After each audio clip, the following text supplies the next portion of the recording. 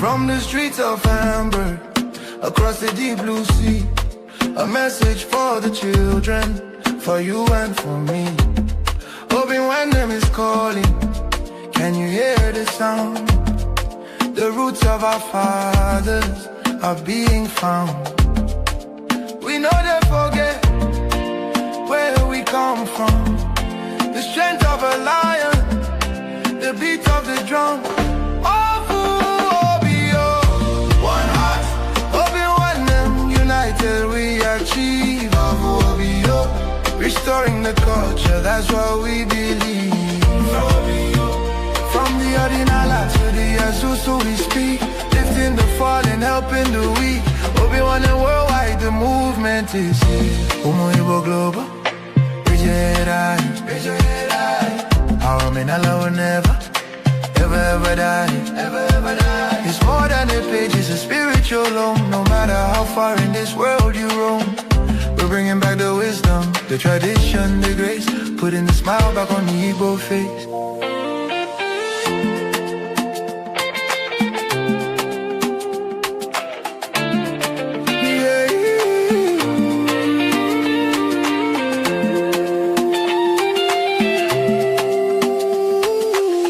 A high energy.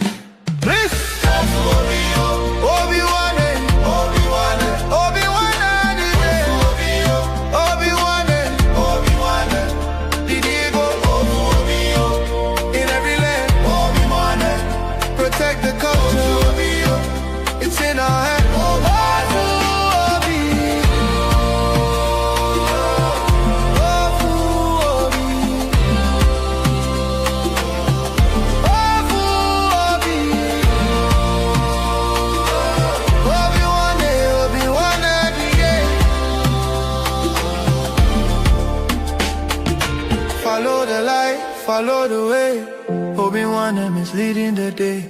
Keep the fire burning, keep the language strong. This is where we all belong. Again it fades out with a final celebration.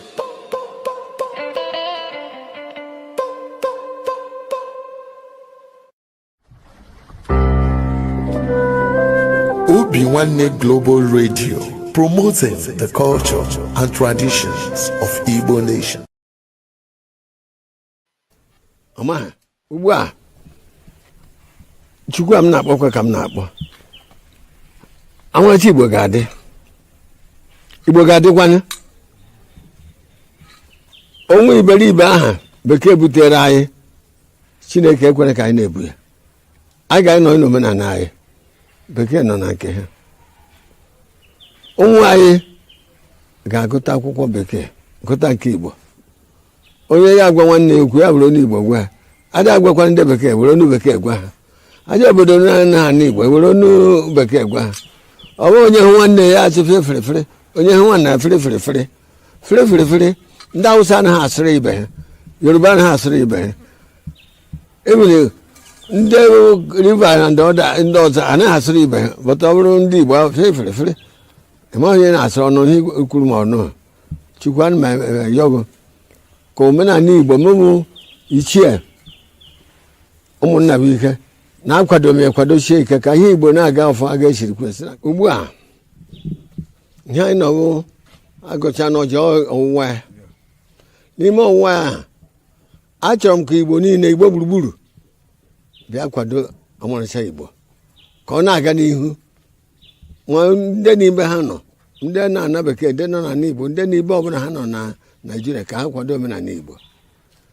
Achọkwana ka obodo ọzọ ghara ewere ọmarịcha Igbo omenala anyị, ka omenala anyị na-aga n'ihu. A na-azọdoro ụkwụ ụwa n'Igbo. Ihe anyị na-ekwe n'aha n'Igbo. Ọmarịcha Igbo bịa taa n'ọjị. Ma ndị nwụrụ anwụ ma ndị dị ndụ bịa taa n'ọjị. Ihe unu ga-akwado omenala Igbo. Mụ na onwe m kwadokwa nke omenala Igbo na ọmarịcha Igbo gaa n'ihu. Ugbu a ụwa m ọjị a. Igbo mma mmanụ. Igbo mma mmanụ. Ugbu a.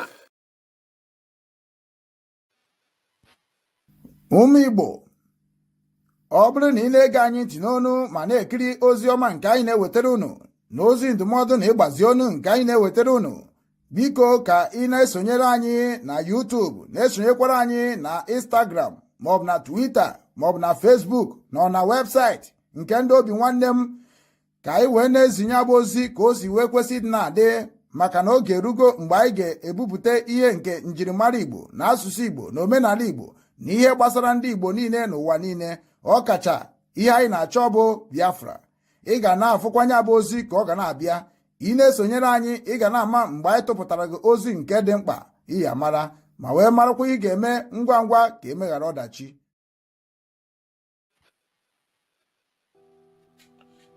I am the Managing Director of OWIX and OBIX Nigeria Limited. For years, I have worked hard to secure a $64 million international contract. A deal that would have changed not just my life, but created opportunities for many Nigerians.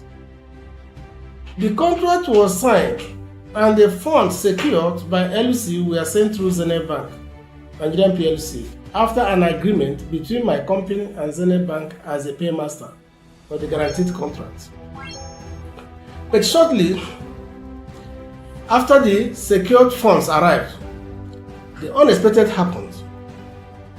The bank began to make new financial demands that were never part of our original agreement.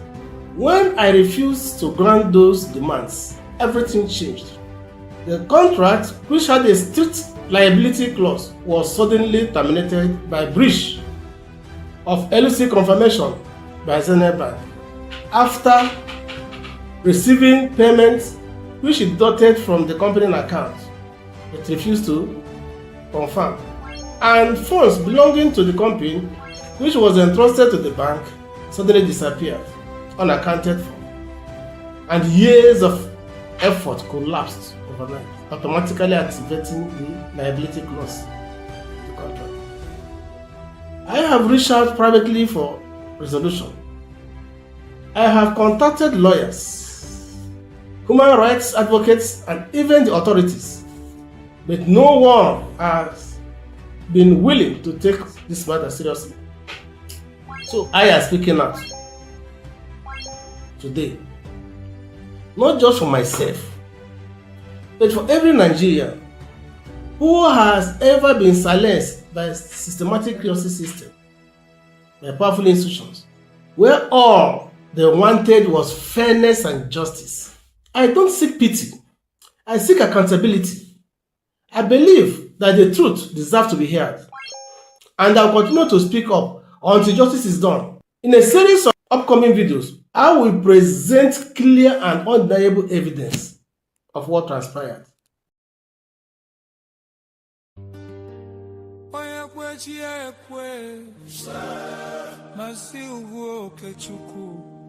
The vision is clear. Obinwannem Global Foundation. Listen.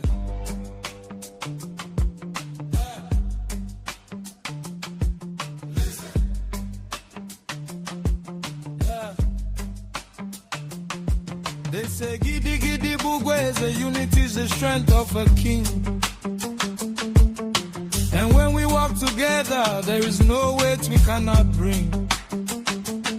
From the red mud of a light boat to the streets of New York City, we carry the heritage, we carry the beauty. Mazi Ugwu Okechukwu saw the vision, he planted the seed. A home for every brother, a friend for every need. Obinwannem, the heart of a brother. Obinwannem, we love one another. Obinwannem, in Igbo home and abroad, hear the call. Together we achieve, we shall never fall. Join the foundation, let the movement grow. Obinwannem, everywhere we go.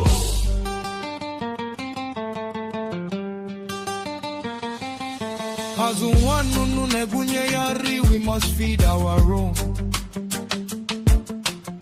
No Igbo man or woman should ever feel alone. In the spirit of Onyaga na one day we stand so tall. lifting up the weak, making sure we don't crawl. Our language is our identity, our culture is our crown. With Obinwannem, we will never let it down. Hey, Otwakana yekunem kuwana kana cover the palm fruits. That is why we need you, from the branch to the roots. Support the mission, embrace the vision. Okechukwu's heart is the engine of the mission. Together we achieve, say it loud. Together we achieve, make us proud. Yeah. Ibo Gadi, Ibo Shale. Support Obinwannem Igbo Global Foundation. From the east to the west, north to the south. Mazi Ugwu, Okechukwu, Ijele Gobag.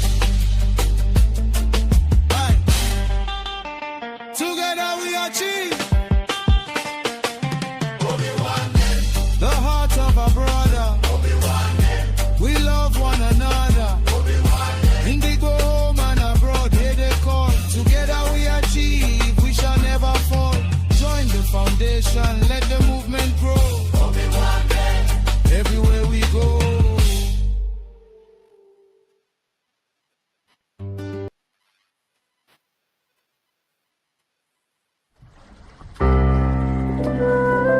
Obinwannem Global Radio, promoting the culture and traditions of Igbo nation. Obinwannem Global Radio, the unity of culture of Igbo nation.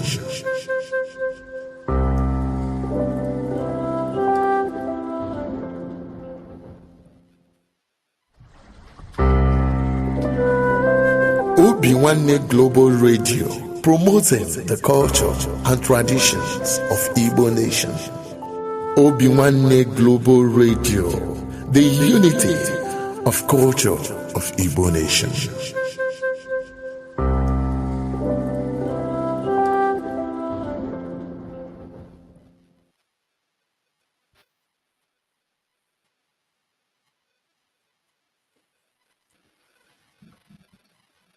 Igbo mụrụ nze m ọzọ, ekelekwa m unu. Ana m asị nke onye chiri ya zere. Ya mara anyị niile mma n'ụbọchị tata. Unu amarụgo ka o si adị n'omenala Igbo na ọdịnala Igbo. Na nke anyị ka anyị na-ekwukwa n'okwu ya. Nke anyị ka anyị na-ekwu okwu ya. O nwere ihe dị iche na nke anyị na nke fa. Mana ịjụọ m kedu ife dị iche, nsị gị na ihe dị iche bụ na nke anyị bụ nke anyị. So ọtụtụ na-aghọtafe ozi ọma anyị na-ezi, mana ọ maka na anyị anaghị akpọzi okwu afa. Mana mgbe anyị na-akpọ okwu afa, ha sị na mind their business, focus on your future. Ka anyị ga-esi focus on our future, whereby that now our future have been taken by some, some people who claim they are the superior. Ihe ọbụla na-eme n'ụwa, ọ na-aga aga ma ị nweghị nsogbu, ị ma complain na ọ na-aga aga ị na-enwe nsogbu, onye complain. So mgbe m na-akpọ afa, ihe nji akpọrọ ndị be anyị niile afa, especially celebrity, politician, church leaders, and ụmụnne anyị bụ ndị ikorobịa na agbọghọbịa na ndị igwe na ndị eze na ndị nna na ndị nne n'ihe obodo ji wee biri, kwuchi na unu mana ọnya ma bụ ihe nji wee hibe Obinwannem Foundation worldwide. Mgbe m na-akpọgasị ndị be anyị niile afa, ọtụtụ chere that na mụnwa hetiri ndị dịka ndị a niile na-akpọ afa. ndị dịka Obi Kubana, ndị dịka Chief Priest, ndị dịka Akwa Okuko tiwara akị, ndị dịka mmiri nwere ọkara agwụ, ndị dịka Ọfịa Afụrụ Agụ, ndị dịka Eze Obi na Asaba, ndị dịka Thunder Mighty o nwere nke na-aza Thunder Mighty ndị dịka Eke Hit, ndị dịka Onye Eze Jizọs ọ mbatazi n'ụlọ ụka, ndị dịka Ejike Mbaka, ndị dịka Fada Ede, ndị dịka Fada Gbuzuo, ndị dịka Ebube Mmụọ Nsọ, ndị dịka Odumeje, ifuru ihe Igbo ji aba, ndị dịka Lazarus Moka, ndị dịka Brother Chibuzo, ndị dịka Pastor Christ. Ndị a bụ ndị ụmụ Igbo ji wee biri. Ndị a bụ ndị ụmụ Igbo ji anya isi. Ịbatazie na Roman Catholic, at least ka nsị na be nna m wee gaba nọ nke a onye m hụrụ n'anya ka m na-akpọ oku ọfụma. Unu cha niile efu m na-akpọgasị na Obinwanne Igbo TV ebe a na-ekwu maka ihe gbasara Igbo na ihe a ga-eme ka Igbo dị mma, na ihe a ga-eme ka Igbo marakwa na ha bụ ofu o. Igbo bụ ofu, Igbo adịrị ebua. Mana ihe meziri Igbo ji dị ebua ugbu a maka na enwere ndị ọjọọ nwee ndị ọma. Ọ dịrọ two ways, ọ bụrụ ogologo okwu, ọ bụrụ ya na-ejere Oxford ọ bụrụ ha na-ejere Cambridge, ọ bụrụ ha na-eje ayọrọ ndị ọcha bịa before ha wee bịa mara ihe ha na-eme anyị wute ụmụnne anyị. Ihe a bụ ihe ị ga-amara onwe gị, ndị ọma na ndị ọjọọ. Mgbe mụ nwa na-eje Katọlik, mgbe m na-eje Katọlik, enwere ihe a na-akụziri anyị obere njọ na nnukwu njọ. Mana mgbe m tolitere, I disagree na obere njọ na nnukwu njọ. Njọ bụ njọ. Onye bụ ihe nna m Igbo kwuru sị anyị kwube. Onye bụ ihe nne m gwara m nwaanyị Nkwọ. Ọ sị na njọ bụ njọ, na ihe ọbụla ị mere megide nwanne gị na ọ bụ njọ. So mana ndị agbara ọhụrụ kịta atọnụ gị ọ bụrụzie njọ bụzi ihe ọma, ihe ọma bụzi njọ.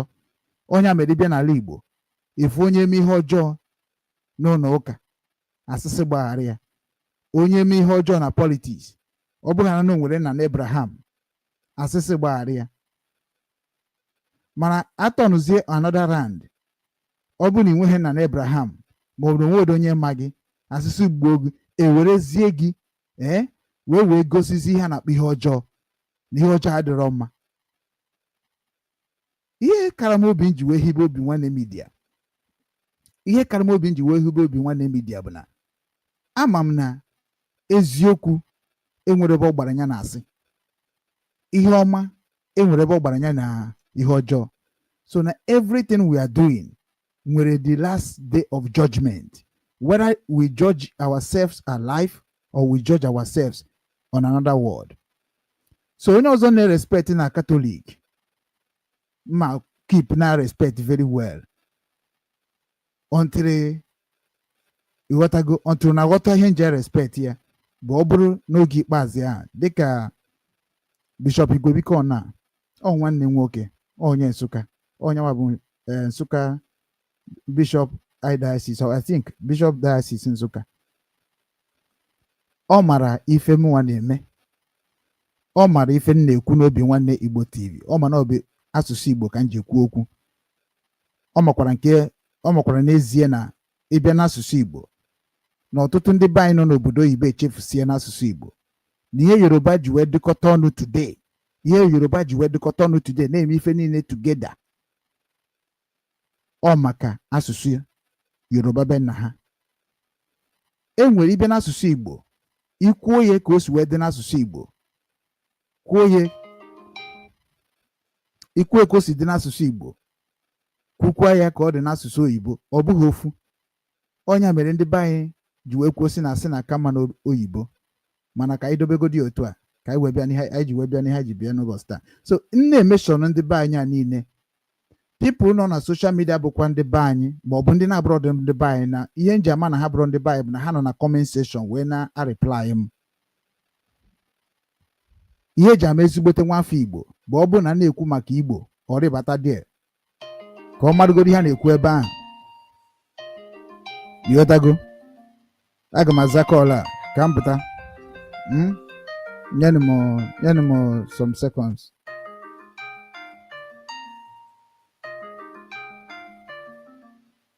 To the brave youth of Africa, to my fellow leaders, to the heart of our continent, our communities, and to every African living across the world, this message is for you.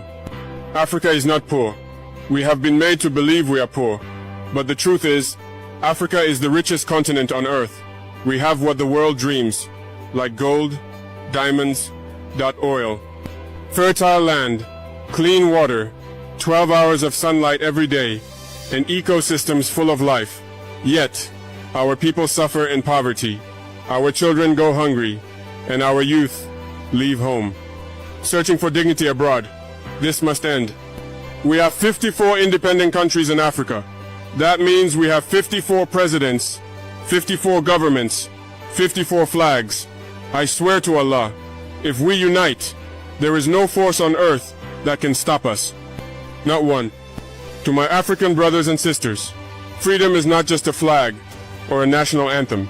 Freedom means building our own roads, controlling our own resources, teaching our own history, and shaping our own future. For too long, others have used what belongs to us to grow rich. They take our minerals to power their industries. Our cocoa makes their chocolate, our oil fuels their cars. Yet our people walk miles for water. Our farmers struggle while foreign companies harvest our land.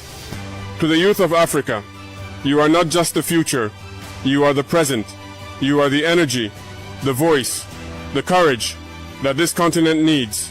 Rise with knowledge, with skills, with love for your land. Do not be ashamed to be African. Be proud, be bold, be ready to defend what is yours, not with hate, but with purpose. To African leaders, I speak with respect and humility. Alone, I can only do something, but together, we can change everything. I need you to be my shoulders, and I will be yours. Let us stop waiting for solutions from those who benefit from our problems. Let us create our own path with African unity, African pride, and African solutions. To the businessmen and investors of Africa, especially those living abroad, come home, believe in this continent, build your companies here, create jobs here, and develop your land. Let me joke a little with my wealthy brothers and sisters who live in the West. You spend your life, your time, your money to build beautiful cities in other countries. You make their economies grow. But when death comes near, you say, please bury me in my country. My dear brother, listen to me very well. Africa is not a graveyard. It is a land to live in, to grow in, and to build in. To the African community, let's support our own. Let's buy from African farmers, work with African hands, invest in African talents. We must stop waiting for help. We must help each other. From Cape Town to Cairo, from Dakar to Djibouti, we are one family. Divided, we are weak, but united, we are unstoppable. Africa does not lack brains. It does not lack ideas. It does not lack courage. What Africa needs is unity. Real unity, not in speeches, but in action. We must trade with each other, teach each other, defend each other, and love each other. I am not perfect. I am not a prophet. I am just a man who refuses to see his people suffer in silence. If they try to kill me for speaking the truth, let them try. But the voice of truth will not die. I do not fear death. I fear watching Africa sleep while others build empires on our backs. Let the world know this. Africa is awake. We are rising, not to beg, not to borrow, but to build, with our hands, with our minds, with our hearts. The journey is long, but the time is now. May Allah protect our people, and may the spirit of Africa never fade.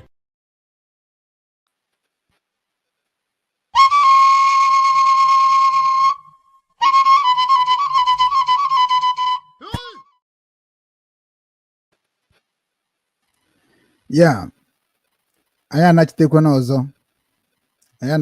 ọzọ unu ewonara m iwe na otu ọ na-adị ịma na ihe wepụkwana m ịbụ a president bụ na me declare behomom to become a president of Africa, not only living in Igbo land or Biafra land, because I don't believe in Nigeria concussion country, Nigeria business country. I don't believe in that. So I don't refer myself like a Nigerian. I don't refer myself like I am in supporting of Nigeria. So Wanine Manamu are against of the impunity that going on in Nigeria. They know. Every country, every government, they know. My documents and my stories is there. So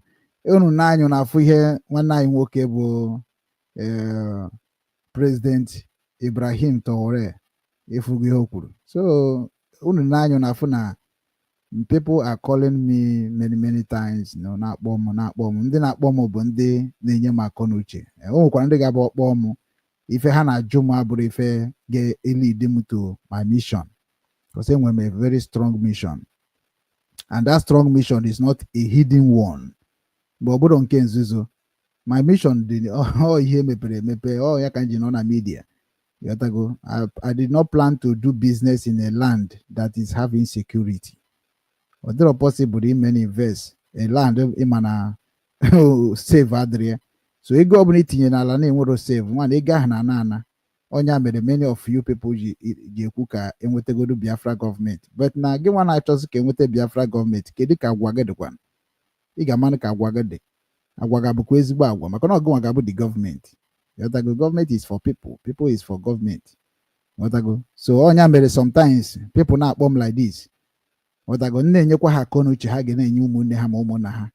Ụfọdụ na-eji ewe jeje chụba ego weje megidekwa ndị be anyị were mebekwa another thing mụ na omeme expect, because Obinwannem Foundation, we are not here just to Islamize or to slave anybody. No. Obinwannem Foundation is here to educate you, to redirect you or direct you. Obinwannem Foundation bụ ndị na-agba mbọ ka ịmata ife bụ nke gị, mata right gị, mata ka ị ga-esi wee na aga with ndị gị na ha amabụrụ before, dịka Katọlik si eme ya, mana duto na Katọlik ndị be anyị anaghị emezuzi ya n'omume, dịtị na-enyezi nsogbu. So ana m ekene unu ebe ọbara ụba wee na-asị na ọ bụrụ na-abata n'obi Obinwannem Igbo TV, Obinwannem News, Obinwannem Foundation Worldwide, ofu obi ka anyị ji aga. Obinwannem Nweke, Nworie, Nwafọ, Nwankwọ, ala Igbo niile. Anyị nọkwa na YouTube, anyị nọkwa na Facebook, anyị nọkwa na X nke ndị egogharịrị nke a na-akpọbu Twitter. Anyị nọkwa ebe ahụ. Mana ichi nweta anyị na Twitter, maka na afọ m a lot of you people na-efollow anyị now. Ana m ekenekwa unu. Ọ bụrụ na ike aka m ọkwa ọ dịrị m ma ọ dịgorogo mma, ime na ọ ga ha dịrị m mma ọkwanya ị na-elik iduho complete onye ka nji agba mbọ na ị ga-adịrịrị mma, ma ị dị njọ ma ị dị mma, ma ị na-emegide m ma ị hụrụ m n'anya. I must make you to know that na ọ dịrị gị ma ọ dịgoro m mma. So echezina na enwere ihe ọjọọ mbụ na-arụ ga-emegide ụmụ Igbo. Udo ka m na-achọ. Obinwannem bụ ndị na-achọ udo, ọ bụghị ndị na-egbu mmadụ, ọ bụghị ndị na-atọ mmadụ, ọ bụghị ndị na-esu mmadụ imi, ọ bụghị ndị na-ekwu nke mmadụ emeghọ, ọ bụrụ ndị ọcha sịrị blackmailing, propaganda, and lie, and pretending. Obinwannem nọ na that movement. Ị na-anya na movement dị n'ala Igbo niile, you can be a history teller about me and about the foundation I created for the peace of Igbo nation. I started teaching Igbo about Igbo lineage, about Igbo race, about Igbo dignity. But they think that I don't understand what I'm doing. Hachi na mụnwa bụ just onye bịara ime content creator. Hamaho na nkwadoro ọfụma. I spend millions to make Obinwannem Foundation and Obinwannem Limited Liability Company to stand, so that n'oge ruo mgbe ndị ụwa ga-ama aka ma mgbe ndị be anyị ga-ama aka, anyị ebupụtebe nke onye ji wee biri. So gbaa mbọ biko na-esonyere anyị na YouTube, type Obinwannem News na YouTube. I want to go a lot of followers now, a lot of subscriber. And not be I'm happy. Mana chomi jokera we si Chukwu Okike abịa ma gozie unu. Chukwu na-efe. Nkwono he Nsụka gozie unu. Ọkwa nwa nkwono he Nsụka na-ekwu okwu. Asị m unu nya dịrị unu mma. Mana ọ bụrụ na ịbụ onye ọjọọ na-eso m, ma ọ bụ ịbụ onye ọjọọ subscribe na YouTube a nke na-ege m ntị now. Ebe ọ bụla ị na-ege m ntị na YouTube ofu ka anyị nwegoro now. Mana anyị ga-enwe multiple mgbe ndị be anyị ghọtakwara oziọma mburu wee bịa n'ala Igbo and ebe ụmụ Igbo bi n'ụwa niile. That YouTube ije criminal. Ọ bụ na ịbụ ajọ mmadụ, agaghị amasị gị pụọrọ anyị kịta na mụ na nna m akpana o wee nyekwa m new dimension. New dimension bụ m were Obinwannem ezibezi unu ozi. Anọ m ka ndị amụma, anọ m ka ndị priest, anọ m ka ndị ụkọchukwu, anọkwana m ka ndị president, anọkwana m ka ndị gọvanọ, anọkwana m ka ndị sinetọ, anọkwana m ka nna, anọkwana m ka ụmụnne na ụmụnna. So ekwesịghị m ịbịa na-eti unu ihe unu dọka ụmụ m, unu chọọ ịnọ ka ụmụ m, bikọs eji m mmụọ ndị gboo gboo wee na-agwa unu okwu. Onweghị onye tọrọ Igbo n'ebe a kịta ga-agwa m okwu, so onye nwa ji m arụ ọrụ n'ụwa niile. Onweghị onye tọrọ Jizọs na-agwa m okwu ebe a, ọ m nyanwa ji m arụ ọrụ n'ụwa niile. Onweghị onye tọrọ ndị mbụ na ndị egede, onweghị onye tọrọ Nkwono he Nsụka. So these people are in me, using me very powerfully. And unu na-witness ya na-amụtakwa. Ọ na-adị m mma na unu na-amụta mfu platform ebe a na-ekwu maka ife m kwugoro ekwu, ọ na-atọ m ụtọ. So na ọ bụrụ na ịbụ onye ọjọọ nọ na this platform, onye ọjọọ, ihe bụ ihe ọjọọ anyị na-akpa ihe ọjọọ, anyị fụrụ bụ ihe ọjọọ bụ ịtụ asị tụgide nwanne gị, ka bụ nke mbụ. Ịgba amasị gbagide nwanne gị, ka bụ nke abụọ. Igbu nwanne gị were nke ya, ka bụ nke ịtọ. Iwere ihe na-abụrụ nke gị, nke a bụ nke ịnọ. Iri nwunye mmadụ enu. Iwere nwa agbọghọ nwaanyị mmadụ, ụmụ agbọghọ mmadụ were eme ihe masịrị gị, tụfuo ha, ịkọcha ha front and back, isi na ha emega spy ka ịchọ ọzọ. Ndị ahụ bụ ndị gọọmenti na-ekwu okwu dị njọ, ha na-achị ọchị. Ọnya bụ ihe ọjọọ anyị kpọrọ ebe a. Ọ bụrụ na ị na-eme ụdị ihe a n'otu n'ime, asọkwa gị n'omebi ebu ma ịtọ, ị na-eme otu n'ime, ịbụ onye ọjọọ. Ana ọnya ka anyị jisi gị biko chegharịa. Chegharịa n'oge Chukwu ka anyị na-ekwu okwu ya, oge Chineke ka anyị na-ekwu okwu ya, oge Jizọs Kraịst ka anyị na-ekwu okwu ya, oge Nkwono he Nsụka ka anyị na-ekwu okwu ya, oge Amadioha ka anyị na-ekwu okwu ya, oge udo ka anyị na-ekwu okwu ya, oge nchịkọta ka anyị na-ekwu okwu ya. Bịa gwa anyị ife nwere ike ime. Ọ bụ maka ego ka iji eme ife ahụ? Bata n'Obinwannem ka anyị nyere gị aka. Anyị ga-achọba ndị ọ ga-abụ ha nọrọ n'Obinwannem line ya, anyị na-agwa ndị ụwa biko na ndị a chọrọ ka ha mee ihe dị ona, biko sọpọtụ ọfa tụrụ Obinwannem. Maka na Obinwannem bụ organization nke ndị Igbo wepụtara, bụ that na onye ọbụla bụ onye Igbo gee m ntị n'onu ma ọ gee Obinwannem ntị n'onu ma ọ gaa through Obinwannem mission, missionary statements, missionary aims and objective. Give that na Obinwannem created what many organization is using now. Ọba hụrụ na anyị tụsara atụsa ka anyị gbaa mbọ fụ na anyị were nke ahụ bụ nke eziokwu. Enweghị unyi dị n'arụ Obinwannem, and onweghị uri unyi ga-adịnata na arụ Obinwannem.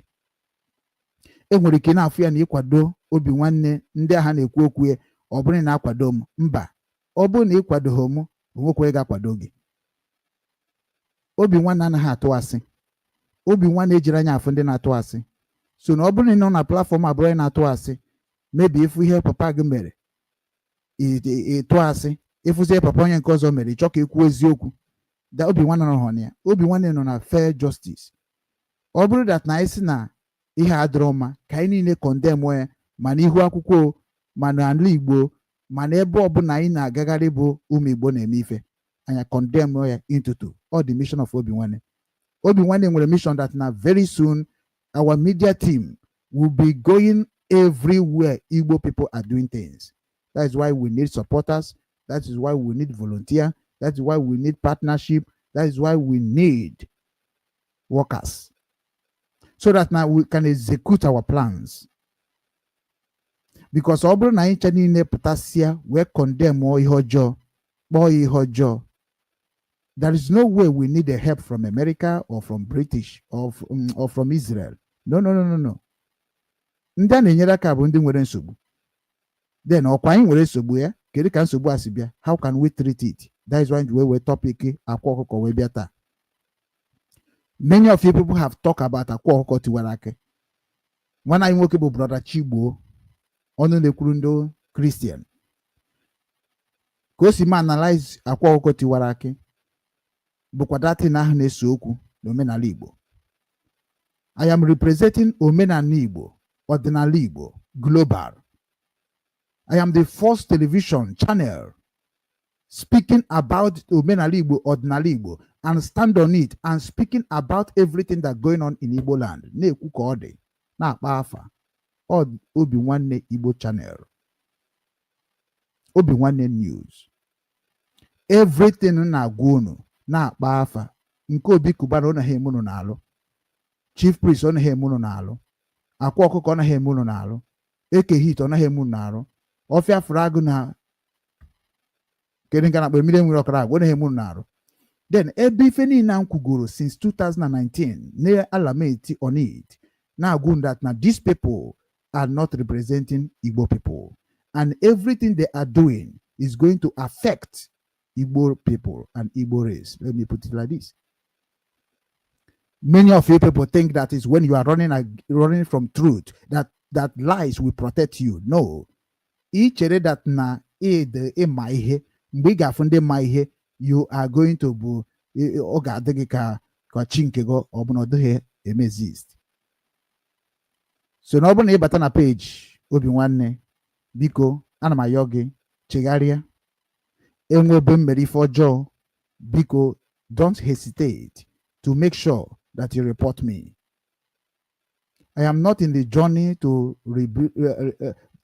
rehabilitate the mindset of our people, Igbo people, just to make money. Anoghị m n'im ịkụziri ụmụ Igbo ife bụ ezigbo ife na ha ji wee biri gbogbo wee bite aka wee too ogologo ndụ wee tọọ atọ wee ka aka. Abịara m for money. Even there to make sure that message you got it. Ni nwetara oziọma nke Chukwu, oziọma Chineke. Maka na oziọma Chineke nke anyị na-ezi na Obinwanne Igbo TV, Obinwanne News, Obinwanne Foundation Worldwide, Obinwanne Umueke, Umuorie, Umuafọ, Umunkwọ. Na oziọma na-ezi gị bụ oziọma, it will never die. Even if I die, that message will never die. Ọmụnwa bụ nwa Nkwọ n'Ohe Nsụka bụ onye ghọtara omenala Igbo na ọdịnala Igbo n'ụzọ nke nna m si wee gwa m ya. Emere m eme mana ọ bịara m n'ime onye ka nje ezie ka oziọma. Maka na ife na-eme n'ala Igbo nwere reason eji eme. So nke ọbụla emere, why did that thing happen? Kedu ife ji wee mee that thing? Today now you are watching all the different channels and getting fake information and using fake information to lead your life. Many of you people they fell on the way. So today we are going to talk about Akwa Okuko tiwara n'ọba, Chidozie Nwangwu, nke eji ibubo wee mara, and nke jikwa Okeite wee mara. Akwa Okuko tiwara bụ onye ọba Idemmiri. Papa ya dịka anyị si wee nụ na mba akwụkwọ na afụbeghị mana ejere m Akwa Okuko ya na-akpọ traditional marriage na Nkanu ebe o jeje nụọ nwunye nwanyị, which is name nwere ife connect m there because na former Obinwanne treasurer bụ onye Nkanu, and the nwanne nwanyị ka Akwa Okuko na-anụ. Ije na ba Akwa Okuko tiwara aka, if you opening the calendar, the album mgbe Akwa Okuko gbara akwụkwọ traditional marriage na Nkanu, you will see Obinwanne representative that place. It shows that I have been monitoring everything that's going on in Igbo land with my journalism. All the media team, enwem secret one, enwem open one, enwem ndị nọ na social media, enwem ndị ma how to serve. Ọ bụrụ ihe chere Obinwanne bụ ka Obinwanne bụ. Obinwanne dị deep.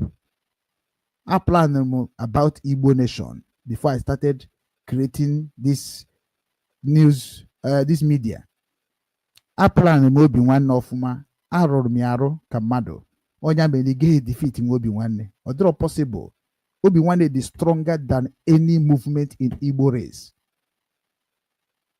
Obuhanan Jemono. You cannot do anything in Igbo race without Obinwannem unless it's a violent person. Or a structure. As from Obinwannem is not like Obinwannem is not like what you think. Obinwannem is a people. So in Obinwannem, the next thing he can do, it is very simple. Ihe obuni na-eme inwe Obinwannem obi akpọ. So ndị ha na-eme shono na social media bụ ndị be anyị obi akpọ ka ha nwere na ndị nke nwere Obinwannem na-achịkwara ha ọchị. So Akwa Okuko today anyị ga-ekwu maka Akwa Okuko. Akwa Okuko anyị ga-ekwu okwu n'ụbọchị taa. Some people bụ ihe mee n'ala Igbo. 1 I forget yeah. 1 I forget yeah. But na ndị kwuru okwu si na history repeat himself. Kedu ihe mere anyị ji were kesi Akwa Okuko mee ọ bụrụ politics? Why? That means now we don't value life again. That means we are not sincere people again. That means we are not going to be free from any bondage that is we're into today. Because now the reason why I was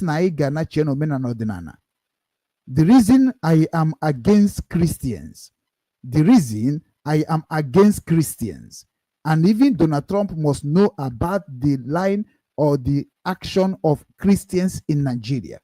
He must know. It's not only to save Christians in Nigeria, it's also to know what Christianity representing in Nigeria. Against Christian, because what is going on in Christians' life today is abomination. It's not something that you can come and be proud of. Many of you people are running away from the truth, but I must tell you the truth that you can never run away from that life that you are living. Okay, next Christian Bundu kwesịrị ime ka ala Igbo dị mma out of the bondage we are into. Man, now how is the other worst? And enwem video install. Enwechem a lot of video install. Mgbe ndị Reverend Father na enwe nsogbu, na mgbe ndị Reverend Father na edina onwe ha, ma mgbe ndị Reverend Father gbuchara mmadụ, ma mgbe ndị Reverend Father rere mmadụ enu a na-achụgharị ya, ọ dịcha.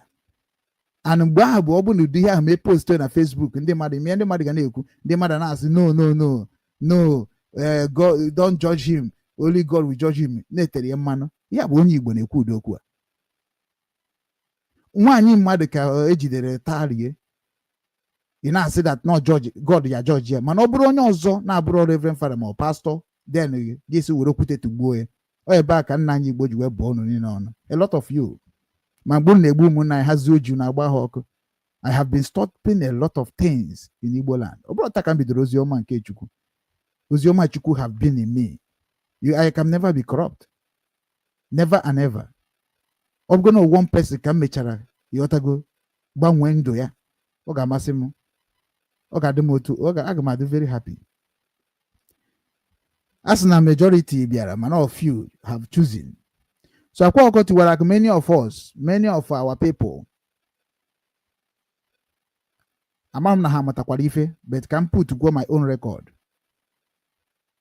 Mana tupu mana aga n'iru gba mbọ ni follow YouTube maka na Facebook enyega anyị mandate. Ọ bụ na anyị meghe anything ọ bụ na anyị ga-eme dịka video. Now I get deleted in 30 days. So na ihe anyị ji wee sị gị jebe na YouTube. YouTube a documentation platform. Everything na-eme na YouTube ga-adị documented. So na automatically ije ebe ahụ mgbe ọ bụla ejire ebe ọ ga-adị. Ihuge. So onye ka anyị ji arụkwa website, anyị ga-eme ka gịnị nke ga-abụkwa the one anyị ga-eji na download our own information. So ka happen ọkọta one day asị gị na delete ya product.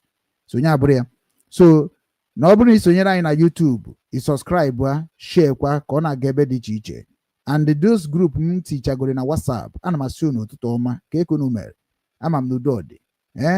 Ọ bụrụ na gị nwa na-ekiri m na WhatsApp group ntị chekwara ya bụ meseji a na-ezikịta, biko ana m asị na ọ bụrụ na ife anyị na-eme na-amasị gị, kọntaktị anyị kpọtụrụ anyị na anyị chọrọ ka anyị nwee a good stations, a good people that are going to bring in information of what is going on in our land, so that our people will not be living by the first news, fake news, because here they today, but now they put fake news na social media. They are doing content, they are doing comedy, they are Igbo when they make comedy, and the people are using it to blackmailing the Igbo dignity, and people do not understand what it's going to be in future. Mana ndị dị ka anyị ghọtagoro in the cancel ya na-akagbu ya, because n'ihe niile anyị na-eme na be anyị abụrụ ezigbo ife na ndụ ụmụ nwaanyị na-abịa n'iru. So n'ọnya mere anyị ga na-akagbu nke ahụ bụ nke na-adịrọ ma ngwa ngwa before anyị eme ka ndị na-abịa abịa tagbuo onwe ha n'afọ karịa anyị nwa. So anyị ga-achọ ka ị na-asọpọtụ kwa ihe anyị na-eme. Anyị need ezigbo sponsor ka adị sure that na ife niile anyị na-eme nọ na-agafe a, na ọ bụ na like ife anyị na-eme. Ọ bụkwa na ịchọkwa ka anyị na-agụrụkọ partner, mebi na ịchọrọ ka anyị na-agụ na-eme ife a ka ị na-afụ ka o si aga, ka ị na-amụtakwa, then kpọtụrụ anyị onye ka na-akpọ partnership. Anyị arụkọ ọnụ ihe anyị bụ n'isi, anyị amarọ ka anyị ga-esi buru ya na-agbakwa mmụọ ya, ka anyị ji agba mbọ niile anyị na-agba mbọ ka anyị mee dị ite ka ọ pụta ihe ifuge and ịpụta ife ha. Anyị achọrọ ndị aka ha ruru inyi. Many of our people bụ ndị aka ha ruru inyi, and that is why m ji wee sị na ka m weregoro ka m si arụta wee na-akwado onye abụ ife. Ọ bụgoro na onwe onye kwadoro na ọ bụ na anyị nwezi onye aka ya dị ọcha n'ala Igbo, then m nwere sọsọ m ga-abụ onye aka m dị ọcha na fenye ka Jizọs ife bụ na ala Chukwu ya bụrụ okwu bụrụ inu. So ndewo na ụmụnne m, ana m asị ebe ọbụla nọ n'ebe na-ekiri m ka Chukwu okike abịa ma gọzie gị n'ụbọchị tata bụ ụbọchị afọ ana, afọ gafọtara anyị niile ihe ọma n'aha Chukwu okike abịa ma ise. Today anyị bịara ikwu maka Akwa Okuko tiwara aka dịka nsi wee kwugo before. Anyị ga-eji vidio ya wee na-ekwu okwu. Anyị ga-eji vidio ka nje na the video. Anyị weta vidio. Anyị ga-eji vidio wee na-ekwu okwu. Na omego ka o esi mee. Ọtụtụ ndị be anyị kịta na ekwuo n'okwu Akwa Okuko, a sị na atụrụ ya mkpọrọ think 2 years. Mana ọ nọ na nke ọ nọrọ for 11 months. Okay, gịnị ka Akwa Okuko mekwana? Ọ bụrụ na comment section ọ ga-adịkwa n'anyị mma ka ị kọmentị kedu ihe ọ dị gị ka Akwa Okuko mere, like asị gị kịta na gị kọọ story of Akwa Okuko, kedu ihe ị ga-asị na ọ bụ ihe Akwa Okuko mere? Ọ ga-adị anyị mma na ndị comment section nyekwa anyị reason ha. Akọkwa n'ọnụ, maka na ịkọ m ọnụ m ga-akọwara gị ọnụ. Ọ bụrụkwa ịkọwara gị ya na ọ bụ ịbịakwa ka m na-agakọba ọnụ na ada mmadụ na-aba anyị ara. Nọ ịkọ m ọnụ na comment section. Ịgbagonu ewepụ m gị na my platform. Nyọtago, ewepụ m gị na platform Obinwannem maka na ọ ife ha gwa m mebe ka m na-eme. So akọ n'ọnụ. Ihe ga-enye m kịta na abụ nkụzi. Ị nwere ike inye m ndụmọdụ. Nyọtago, ana m anabata ndụmọdụ, ana m anabata nkụzi, mana adị m anabata ịkọ ọnụ. Ọ dị ka ha sị m akọzi n'ọnụ mana agwa m asị ya na nkọkwa ọnụ nye ha ewere ya na ọ bụ ọnụ ka m kọrọ. Mana onye kọrọ m ọnụ na comment section automatically bụ AI. So ya laikụrụ AI. Ọ bụ na ịchọ ịkọ m ọnụ ahụ ga-adịkwa mma na ịbịa na this screen na-akọ m ọnụ, were iru m na-akọ m ọnụ. Maka na anyị nwekwa link anyị ga-eji wee na-anabata, mana this one achọrọ m ịnabata mmadụ. Yọtago, so ana m emegodi ya ka m na-emegodi practice make perfect, so anyị na-abịa n'ụdị ọzọ.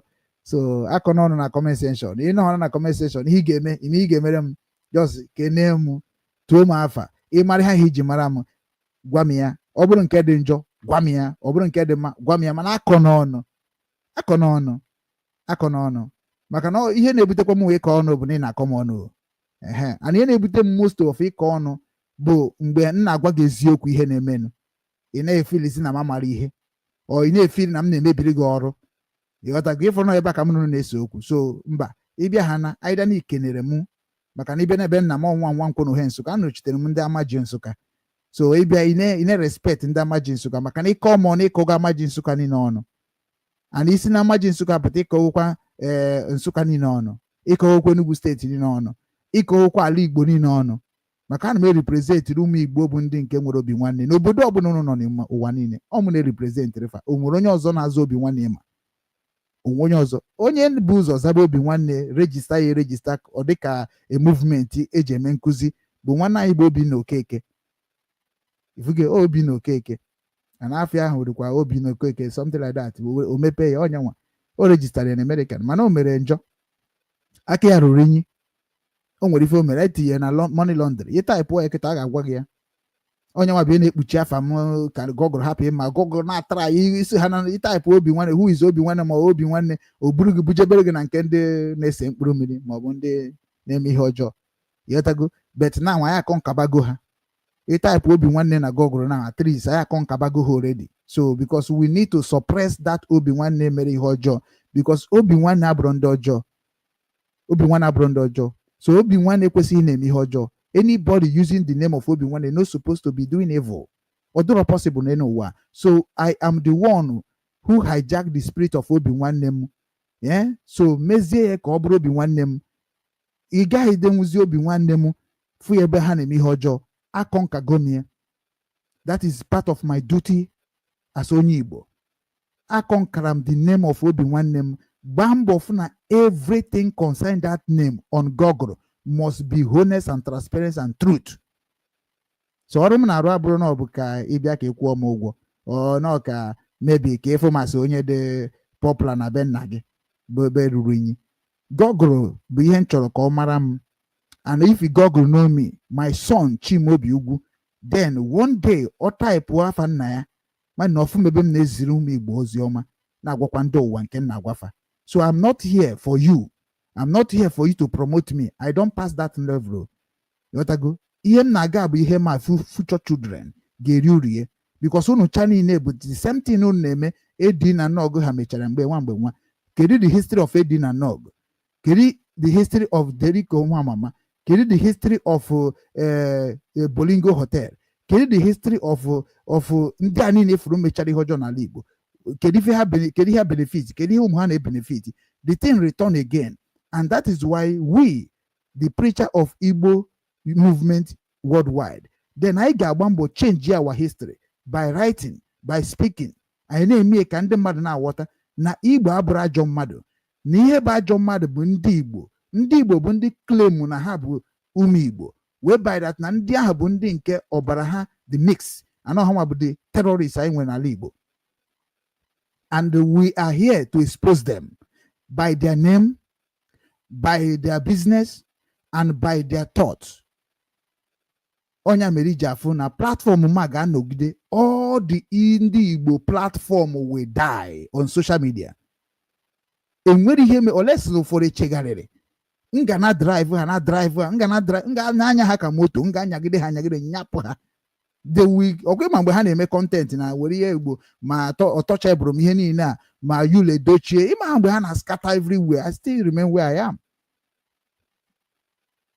Before I'm the controversial or normal thing, because na obuna ime nke de mata tantogi ime nke de onjechi mpia ga azu isendros me anybody atra igo m ka mburu onukwu n'ime ndị Igbo mana ndị Igbo chọrọ irizi m ka ji ahụrụ n'ọkụ ịma na ọtọgburu onwe nsi ha mba onye mere kita na m ji wee nachi atakwa because abịa ngafebezi ụzọ. So na ine anya n'ife na-eme n'ala Igbo ị ga-eji mara na mana ekwu eziokwu ka mana atụ asa na ekwu eziokwu na support ma ipi comment with a wise man ịchọ ka mkpogote gị n'enyi nye m sign onwe nke m kwuru ọ dị gị ka asị na ị ka m wee mara ịbịa kụziere m mmụọ nkụzi akarịghịkwana onwe onye karịrị nkụzi mana ị na-eche that na ọ bụ na ịma mbịa na ịbịa na my platform amara because ịma na platform anyị bụ platform ebe ọ bịabata ekwube maka gị n'ụwa niile na-eso m n'otu onye iwu nwa yuzo my photo wee kwuo anything ọ bụrụ mmadụ ga-agwa gị njirigodo gị wee mụọ akwụkwọ. Ana m achọkwa na ego m ga-eji wee bido Obinwanne n'ala Igbo ifuge Obinwanne mission n'ala Igbo enidi m ego, so ana m achọ onye ga-abụ mpụta m wee suwe ọtago bịa kọwa maka na nke niile na-ekwu m ga-astand nwunye n'anywhere onye nwa bụkwa na ihe na-eme n'ụwa na ga-aga. So before na-ekwu maka Obinwanne ịfụrụ kịta na ahụ ma Barrister Jofo and all those people na-eme expose mgbe ahụ ihe niile ahụ ọkwefu na ha abịabago. Agwa m unu na oge ga-eru mgbe unu ga-hate most people unu love na social media. Onwe mgbe unu ga-elo eheti onye unu hụrụ n'anya karịchacha Obinwanne because ọ na-amaghị Obinwanne unu chere Okechukwu bụ Obinwanne. Enwere m nke m enwe is my small thing. Obinwanne dị gị n'ime. So when you hate Obinwanne nke ahụ na-eche niile hate izigbo isi na ihetiri Obinwanne mana Obinwanne gị ka ihetiri, not me. Very soon ị ga-ama the secret behind IPOB division very soon. Onwere ihe mere ka happy me maka eji m onye ọbụla n'ọlụ. Nnọkọ mfụkwa na unu achọbago ka unu bịa blackmail ya nke ọfụrụ mwepụtara unu nke ochie. Unu ajekwa je kwubekwa maka ya. Ebu m IPOB mandate. IPOB mandate. That is why sometimes I don't like ikwu much about anything concerning IPOB because I'm a gomu na onye ọbụla kwuru okwu gbasara IPOB mara ihe dị na IPOB ọ bụrụ mmadụ ga-agwa gị IPOB ma onwe ha n'ụwa niile. IPOB ma themselves. IPOB abụrụkwa this kind of organization ndị mmadụ na-create. IPOB dị beyond the registration of IPOB in London. Imano can Nandi can see register in London, come see register in South Korea. Only similar things they do now. Now for IPOB cancer and then we register in South Korea. So if you go to Germany, or one code, all the countries IPOB they registered, oh but the one name. Nije mekwa amakwa na ha bụ ofu ka ha bụ no bụ one name. And if you go na abịakwa jụọ kedu ebe leader, on Nnamdi Kanu ka anyị na-etinye. Nke ntinyere on Nnamdi Kanu uche mefo deputy.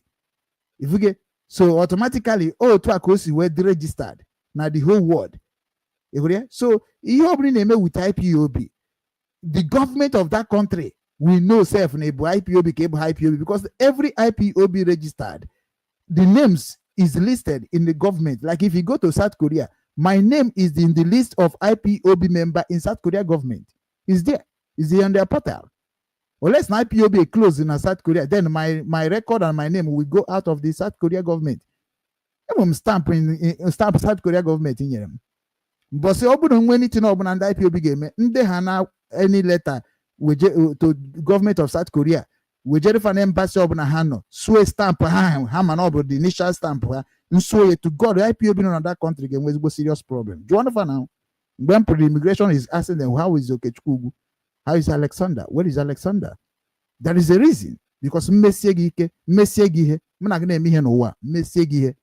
God, Imam Patan, Akwa Okuko na nke unu na-agụ ihe ngụrụ spiritual message or spiritual mission. Amaghị m onye nwere ike ka m wee reason reach to the end of the world. Amara m nwere problem n'ụwa because amarugo m ebe problem. Why am I going to the problem? Mgbe m chọpụtara na freedom of speech is allowed, mgbe aka ji weka aka na nwoke na before m echebu na ngwa gị okwu ọ bụrụ why ji gwa ya. Mgbe m chọpụtara na a registered organization have a full right to defend a defenseless people. Hi, mgbe aka ike bara na ime na mgbe aka mara na the foundation register na Nigeria. I can talk to Tinubu. I can talk to anybody in that power, in that protection. So the same way, Ibru, a member of a recognized organization, he will the right to do the same thing they are doing on your own free time. So when Manamu be a member of IPOB, registered one, so Muwana ha tojo ihe game IPOB, niye na tojo be IPOB bunde na amara ihe IPOB na kowa game mende mad. And then that game me. Because no onye ọbụla na-ekwu maka IPOB, whether ni ji Nnamdi Kanu kwu okwu, whether ni ji onye ọbụla kwu okwu, marakwa amara that na ihe ahi na-ekwu na Nnamdi Kanu n'onwe cannot say all in IPOB. Na IPOB na asị na Nnamdi Kanu bụ the final say because na all ka isi wee structure the IPOB family. Nnamdi Kanu bata na IPOB family ọ bụrụzi ihe anyị na-ekwu na public ka anyị ga-ekwu n'ime. That is why you were saying onye ọbụla chọrọ ịma anything about IPOB, go to Chidozie. He is a president, director, and leader for IPOB worldwide now, according to the Constitution. Because I never talk against Constitution. What I'm talking about is important people serving IPOB under the leadership. That is people I'm talking about, and I will challenge them. Started from Nnamdi Kanu to down. They need to repent and change their ways, or less they will perish and they will suffer. And I'm here na social media. I am the God. I am Omubunda Amumu Igbo niile. Omubu onye amụma. Ngwa gị oge mezu. Omubu onye amụma. Omumu abụ onye ha na-ekwu okwu ye. Ụmụ Igbo ga-emecha mara onye mbụ. Ụmụ Igbo ga-emecha line ya n'Obinwanne. Ọ bụrụ ọtọkọ. Maka na Obinwanne nọ into everywhere. Politics, religion, everything ị chọrọ. Ọdịnala, omenala, security. We are everywhere. We're everywhere. And they know that they know where they are. You can't defeat Obinwanne. maka na ọ bụrụ na ị nweghị obi nwanne the next bụ igbu onye ahụ egbuo na inwezi obi igbu mmadụ. So na obi nwanne bụ ndị a na-akpọ unu oku na-akpọ unu oku kpọkọta unu oku even bata n'ime Jizọs were kpọọ unu oku ma sị na anụghị oku a na-akpọ unu. Ya ka m ji wee sịzi ka m werezi olu nna anyị wee gwazi unu wee kpọkwazi unu oku. So na unu ga-adị very very conscious and straightforward. Ya ọkwa m gwachara unu maka Chidozie m n'ụlọ ndị eke ha na ndị otu ekwubegokwo maka ya. Jee na ọfịs Chidozie m begin to ask him about the mission of IPOB. Ha ka m ya ihe njiji unu jee jụọ na gịnị bụ ọrụ ya. So m ka unu jee kọtọbịa jụọ na gịnị bụ ọrụ ya. Ọ kọrọ gị ihe bụ ọrụ ya so onye chọrọ udo then i were isizi otu a wee mara ihe ga-ajụ ya because anyị nwana nwa ya ga-eje jụba ha maka na nje jụba ya ọnụ ka anyị ga-eji ike ọnụ ka mụnwa na omeneme jee ileti ihe niile mụnwa mere down. Ihe nji agwa unu because na ha bụ ajọ ndị ọchịchị ha the worst than nke Nigeria government. So you need to go and ask them, why are you people behaving like this? Ihe m gwara unu adịzina confused. Jenu na their table. Their leadership need to change. Ọ bụ na ha ga-eme election, ha mee election. We are not on agitation anymore. We are now in a government. Only that now not under a government in any way we are in all over the world. Or may or not we move in the same structure to restructure the IPOB and use it in a political solution which agreed by their leader, by our leader. Sorry, my leader. What I go? So unu chani na-ebu ndị na-agha aghụghọ.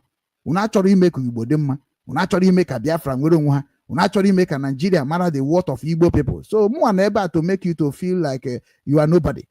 What I go? So mgbe ị ghọtachara mgbe ndị ahụ niile unu na confuse ghọtacha through my platform, then they will begin to ask you questions. My job is to lead them secret of what makes you who you are. My mission to destroy bad leaders. My mission is to destroy bad powers. My mission is to educate you. So I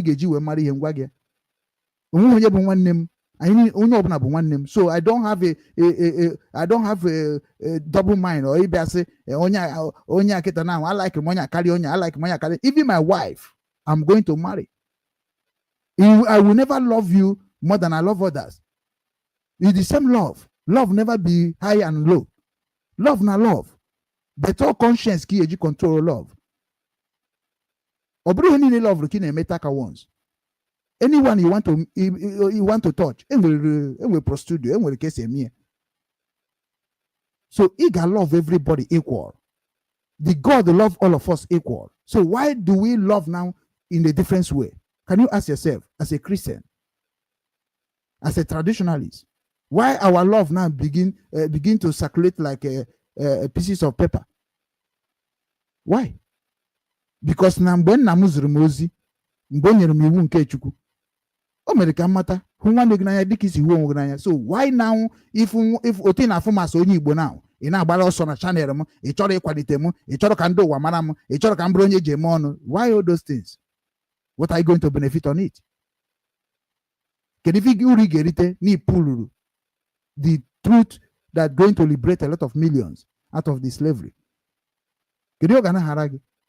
Because ejime information of your papa aji ihe papa gị mere. Because ejime information about ihe nna gị mere, ihe onye isi gị mere, ihe onye isi ụkọchukwu gị mere. Onye kiji agbara m ọsọ. The same information must come to pass. Ọhịa na ha afụ ụzọ mana ọ na-anụ ihe. Ana m asị na ọhịa na-anụ ihe. Ọ na-afụkwu m ụzọ.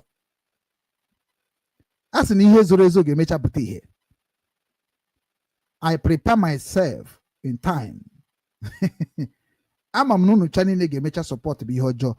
And after everything, at last, you people will say the truth. Do you know why? Review IPOB, IPOB juega sasia mboni na igbara ego ni 90 ihe ojuwe dị ka ọ dị today. Mgbe a ga-review ya, kunu ga-eji mara the value of Obinwannem Igbo Global Cultural Movement Foundation. I will remain the only foundation created outside country of the world. Then Igbo preach a word that going to save all Igbo race worldwide. Only me. Before unify Igbo Genwana, Okome Mepego Obinwannem launch ya the launch go me. Before Ejofo Ebido Omena na Abuzi Ezoku, launch go Obinwannem. Before no Igbo ha name ife name. before Amatacha Akwa Okuko Hatiwala, I have been preaching about Obinwannem Igbo. Joined IPOB in 2013. Jofa, no, I'm talking about Igbo people. That is why I was born. I was born about Igbo. I want to know about Igbo. People say I am from Igbo land.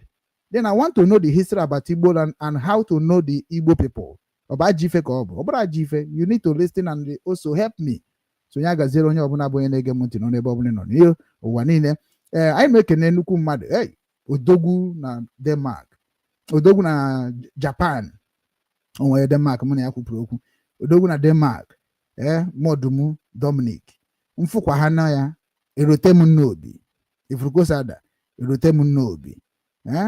Makana mu bụ only reality person bụ onye Igbo nọ na social media worldwide. A reality person. When you're talking about reality, na me, everything I say on social media is about me, personal. Oburo, I don't make concussion story. But I don't matugari okwu atugari. Nwanna nwoke akita mataram na social media. And uto mataram na social media. Kamu nias we kowa, o we mara ebe m toro na benne ya. Since ahanye we dize na mma, ebe obuna ifuru nwa ya na-ekene. Ano bụkwa mmadụ mmakwara that na ị na-ekwu ọfụma taa ọ kwadokwa gị. Ị na-ekwu njọ echi ọ naghị comment ọ pọrọ onwe. And on a comment na every platform of Igbo, because I'm a fear now. Because Facebook need the grace that anybody ne follow me, everybody comment, I got some here comment. He like some no like here. So anabume somebody azro na media.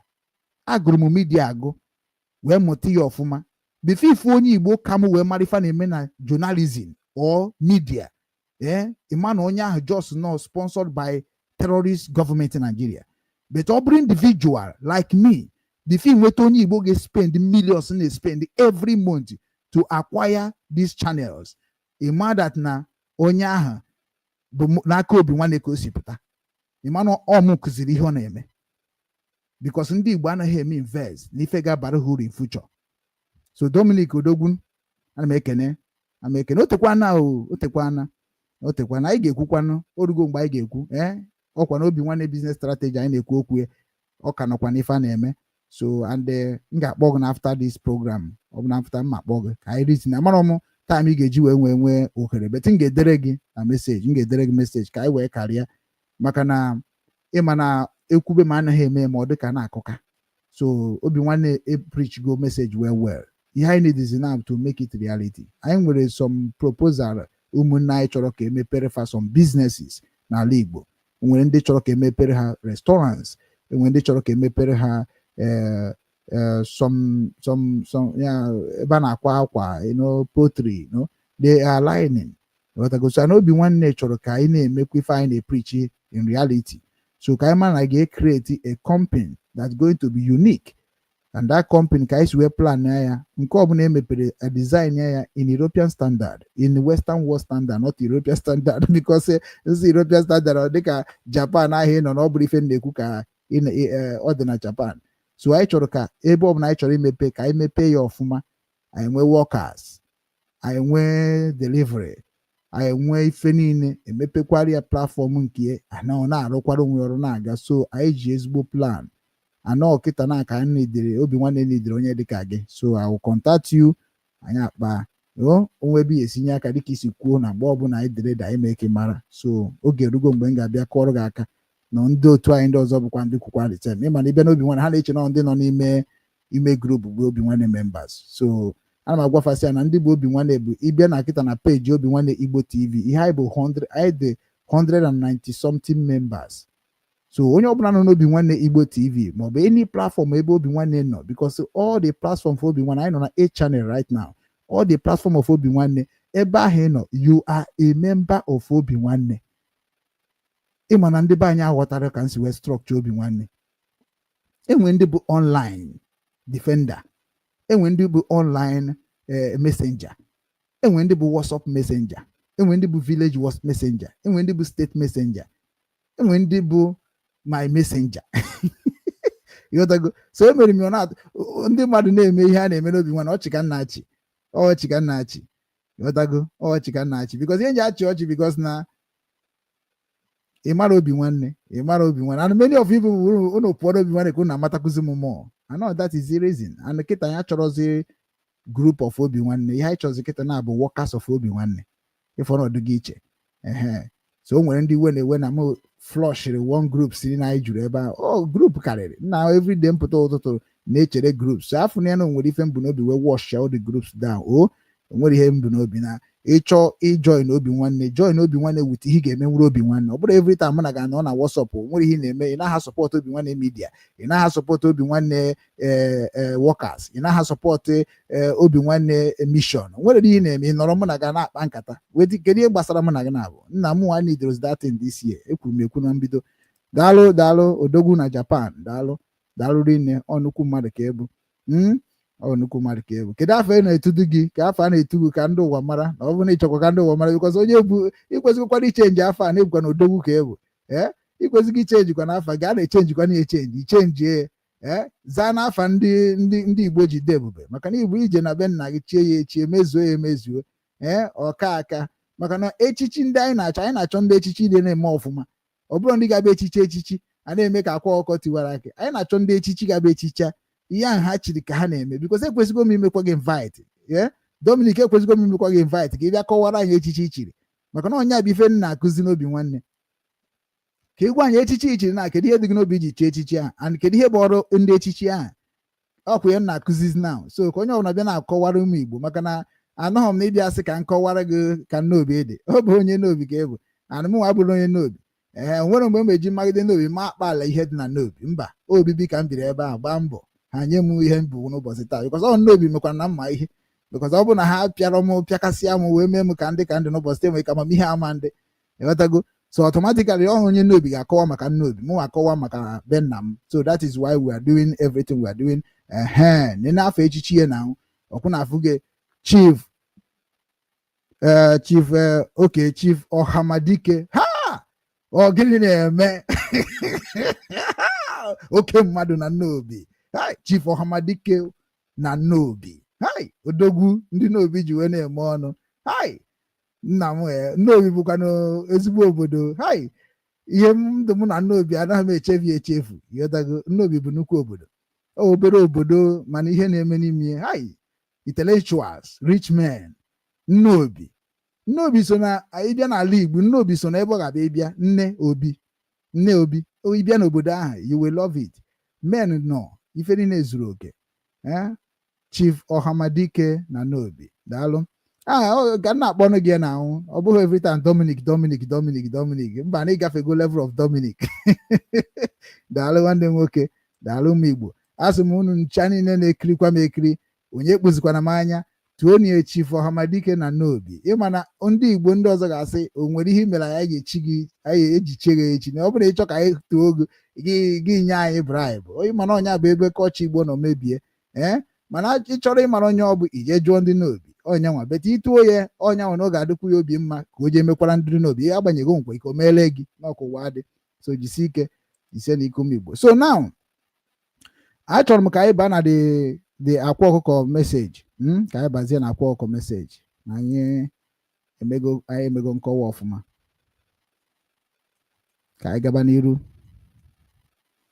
anyị baa na Akwa Okuko message. Nke mbụ, kedu nke anyị ga-ebido? Mba, ka anyị bido na nke a.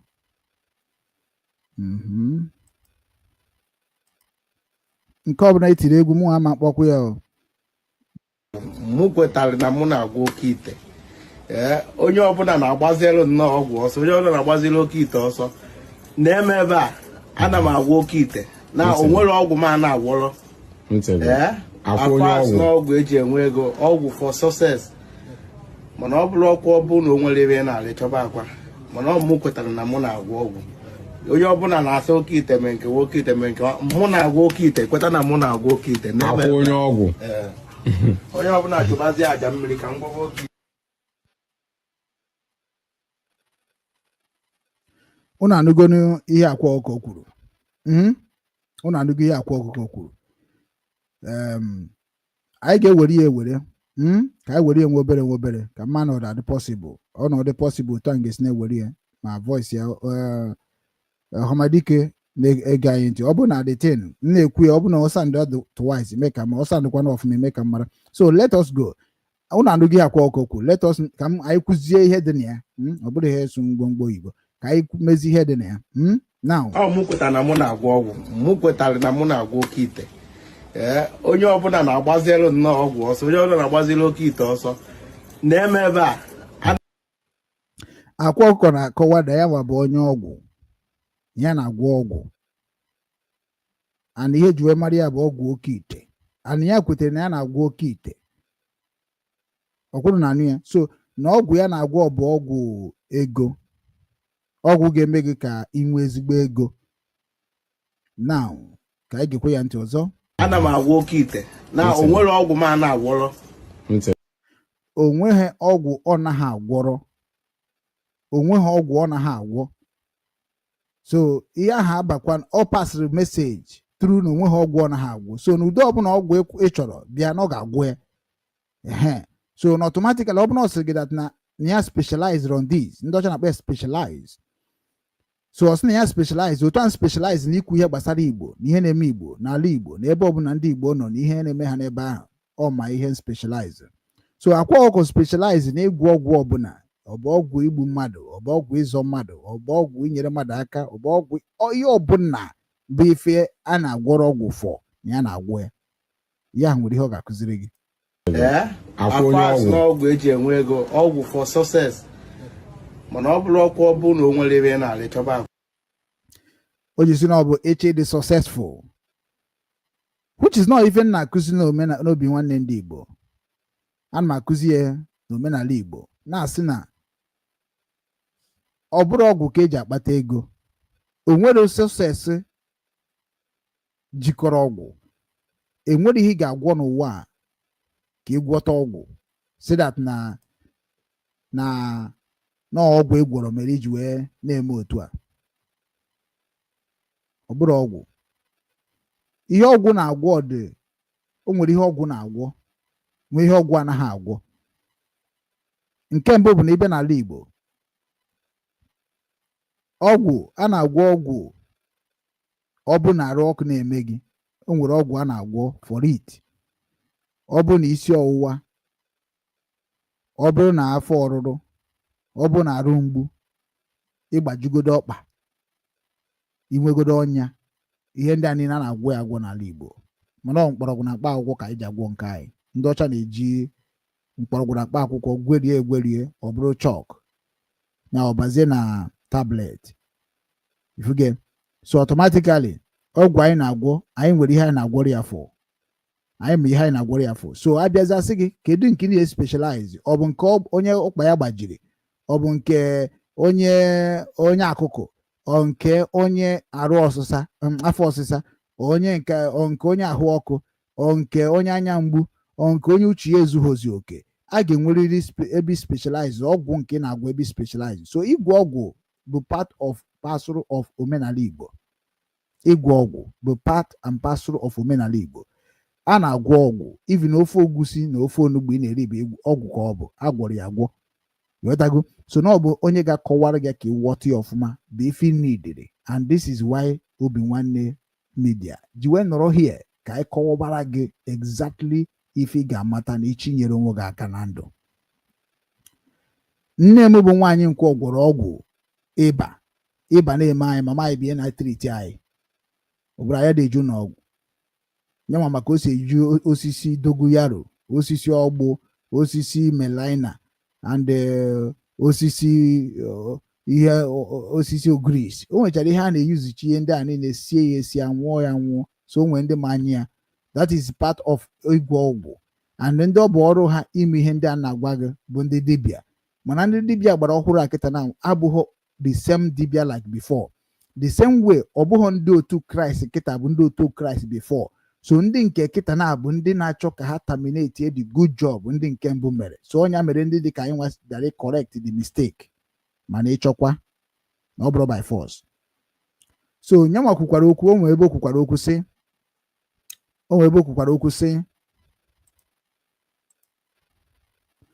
kwukwara okwu let us hear mana ọ mụ kwetara na mụ na-agwọ ọgwụ onye ọbụla na-asa Okeite mee nke Okeite mee nke mụ na-agwa Okeite kweta na mụ na-agwa Okeite akwụ onye ọgwụ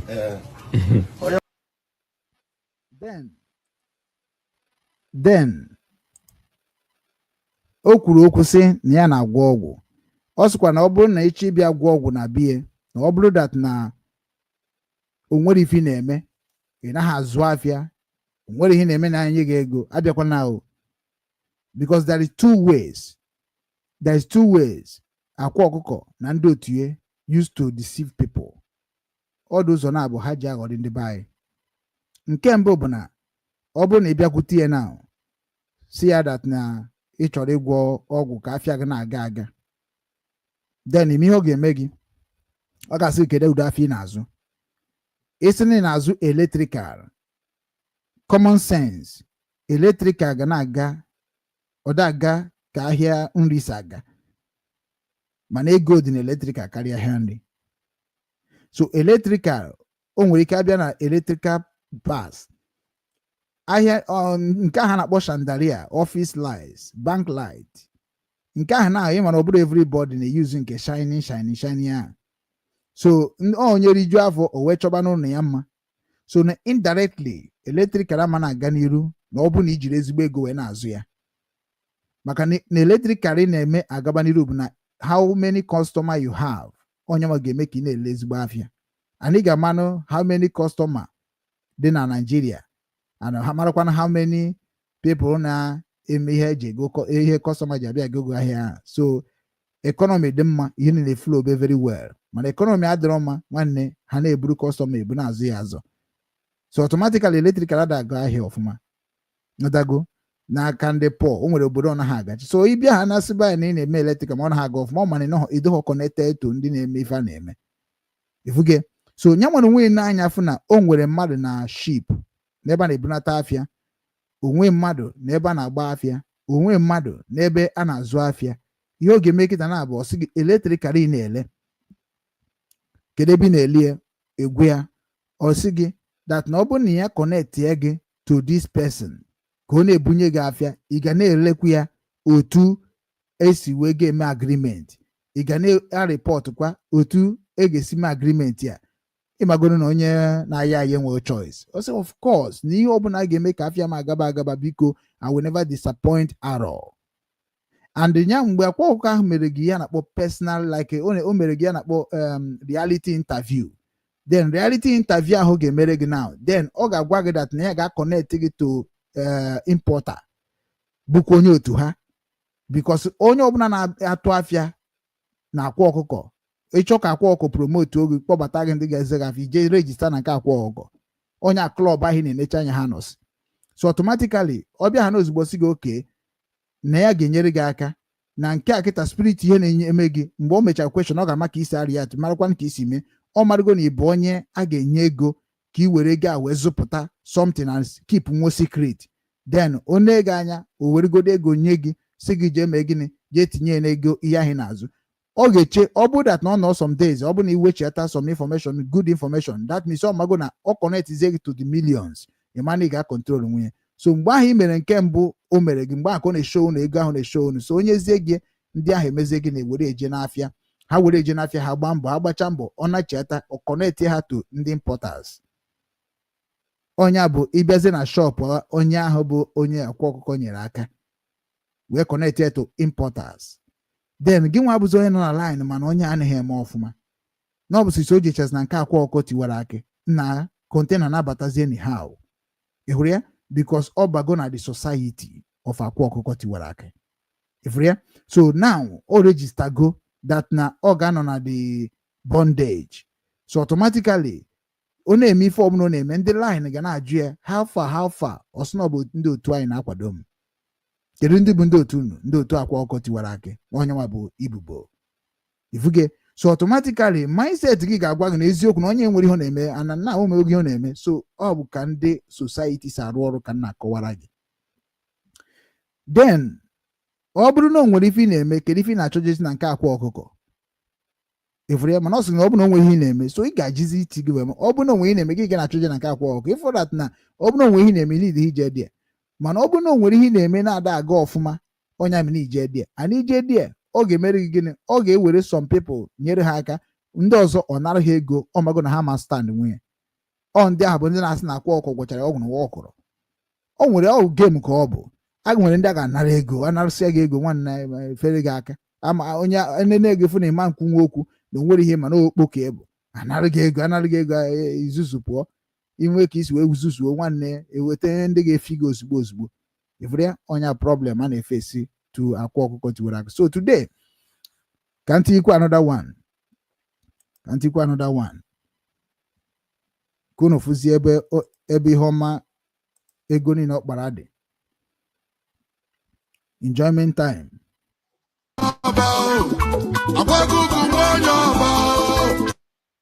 Duto na Facebook anyway can try go di ọbụna mee ka ha si eme fine and good maka na onye abịa ya anyway onye tiri egwu akịta bụ onye otu Akwa Okuko tiwara aka ịghọtago bife na amị na ọbịa report wa ya. That is why I do not play it because n'ime na ị na-ekwu eziokwu ha ma game ha they are all caught people and that is why nji wee gwa asị ya na ọba ha uru n'ụlọ na-ezozi ezo onye ọbụla ga-apịa confess ya before ihe a na-emebikwa n'ala Igbo mụọ ị na-anya kịta na ihe a bụ ndụ Akwa Okuko biri ihe a kịta na ka o ji ego o nwetara na dibia ihe niile abụ kịta na dibia bịa kpairi ego okwefuru mansion okwefuru ka ụwa si wee ma mma okwefu na ọ bụrụ na onye ọbụla bụ onye Igbo ga-like n'ụdị ihe a na onwe onye ihe ọma sọrọ nsọ ivi ma mụ nwa I love it if you get okay like this mansion like ya ka o si design ya ihe ọma ihe a kingdom na enigwe ka na-egosi na Akwa Okuko nọzi n'enigwe na onye mmadụ ịnọ n'enigwe n'ụwa ewere ọ na-enigwe ka Akwa Okuko nọ ị ga-ebelieve na ọbala Igbo dị ihe a ị na-enene dị background na Akwa Okuko na ị ga na-asị na China ka ọ nọ na Dubai ka ọ nọ ọ bụrụ ihe obi gị ga na-agwa gị ọ ka ịfụ ka Chukwu Okike abịa masị esi eji ndị dị otu a wee na-egosi uru ebumnobi anyị na Biafra struggle ebumnobi anyị na Obinwanne business strategy ebumnobi anyị n'ala Igbo niile ọnya bụ ife a. So ị na-anya efu na gọọmenti ga-arụnwuru Igbo niile ife a si onye ọbụla biri kwụbazi ụgwọ na gọọmenti ga-arụnwu ihe karịrị ife a gọọmenti nke anyị today ga-arụnwu ihe a ihe eji asị na agarụnwa bụrụ ozugbo arụ ya they can start it with one. Gọọmenti anyị ga-arụnwu ihe a na-akpọ hostel ebe ọ ga-aba arụcha ndị niile abụ ndị ọ na-atụ n'ọnụ jeze were one room dịka anyị si nọ n'obodo a. Gọọmenti ya arụnwu ụlọ nke bụ na ọ bụrụ na ịma arụnwu ụlọ bịa biri n'ụlọ gọọmenti. Every local gọọmenti ga-arụnwu hostel ebe ndị na-agaghị arụnwu ụlọ n'aka afa ga-abịa biri a na-akwụzi ụgwọ ya and anybody be na government house na-arụ ọrụ na government house.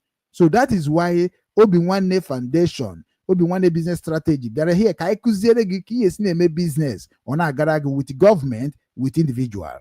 So nwanne anyị nwoke akịta bụ Akwa Okuko tiwara ka ịfụ ọkịta na biya mara mma mana gịnị meziri nọ na taa afụ tata ọ maka njọ metere anọ onye ka anyị ji eprichiri gị biko emezina mmehie njọ abụrụ ihe na-adịkwanụ mma mgbe ị na-eri ọ na-atọ gị mana ndị ọzọ ị narziri n'ihe n'ike a na-ebe moto everywhere ụlọ everywhere ihe niile ụwa na-achọ n'otu akịta ị n'obodo oyibo na-arụ ọrụ 8 hours na-arụ ọrụ 9 hours na-arụ second job na-arụ double job ịrụcha double job a ọkwa Akwa Okuko ndị otu Akwa Okuko ha na-eche ka ha nakọrọ gị ego ahụ anụ onye ahụ bụ nji na-asịzi ndị be anyị kedu ihe anyị na-eriri onwe anyị. Akwa Okuko laikiri ihe ọma gị nwa laikiri ihe ọma wade na Akwa Okuko jikwe rụọ n'ọrụ ka ịrụta ego na ọ bụrụ nke mmadụ ka ị ga na-anara ha wee na-edozi nke gị. Anụ onye ahụ bịa na-akpọ fraud ya na-akpọ ya fraud. Then aga m anọzi kịta na ka anyị gaa na ihe AI I think AI akwa AI ka anyị gaa n'ihe ha kwuru about Chidozie Nwangwu ka anyị bịa ebe ahụ. So ha na-akọwa sị that na ha na-akọwa sị that na ka mma na-agụchara ya nwa obere ebe ọ ga-ekwe m gụta maka na ịma na anyị nwa agara ọnụ kunu siga ọ na-akọwa dịsị na the shrine because ajụrụ m ndị gọgụrụ ajụjụ ha gosi m pictures website niile edere maka Akwa Okuko tiwara akị and ihe ha dere and this thing edere n'ihe na social media kịta na gọgụrụ this thing edegoro na gọgụrụ now bụ ha gosiri m kịta now edegoro na gọgụrụ in future, this is ihe a ga-eji refere ndị Igbo ya na agwa gị pure. So na ọ dị mma na anyị bịa na-aka ntakwa ife ndị a ka Chineke nna wee na-edoziri anyị ọnọdụ anyị future. Ọ bụghị ọsọ nsọ gị nwa ka ọ dịkwa na mkpa. O nwere ndị na-abịa abịa bie ndụ ndị na-abịa abịa ga-eji taa afụ. Ọ dị very important. Now ndị ha dere na bekee say the shrine of Chidozie Nwangwu, known as Akwa Okuko, was demolished following his conviction for engaging in ritual practice associated with Okeite, a form of money ritual. In a form of money ritual. If this name market, if ndị gogo na dem ma onwe ebe abi ha mee ihe ha nye gị na that okwu ahụ dịkwa ọkpụkpọ ọ bụrụkwa obere okwu like Okeite, like money ritual. These two statements is very very sensitive, and also bụrụkwa ife onye ọbụla kwesịrị ịgbara ọsọ ma mara ka o si eso nya bụ ife. Anana akọwa na nya bụ ife mere. In February 2025, Nwangwu was arrested by the Agunechemba Security Outfit on charges including aiding and abetting kidnapping, and the involvement in money ritual.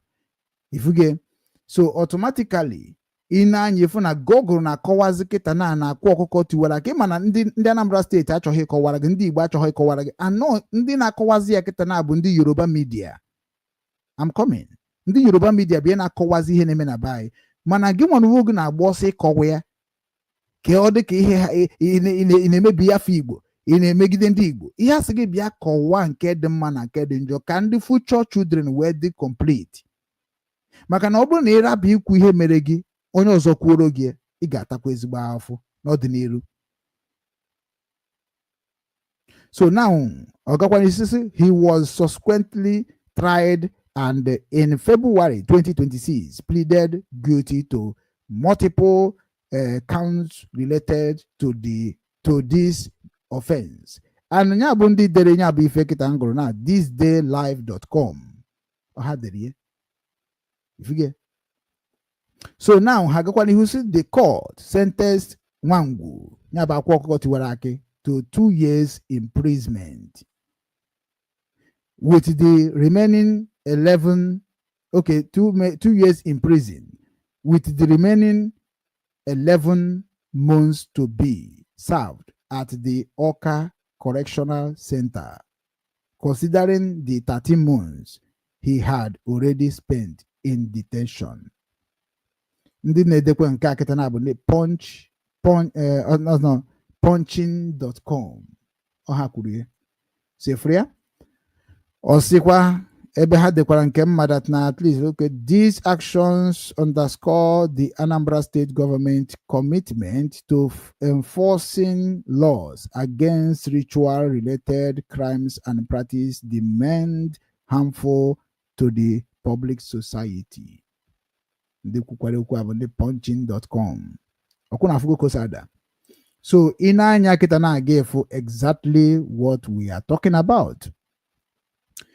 Akwa Okuko kịta na jecha bata ọ batakwa na society, obibekwa ndụ ka ndị mmadụ, then ihe ọjọọ niile ahụ mere ha fa ka anyị baa na another news ya, ka anyị baa na another video ya.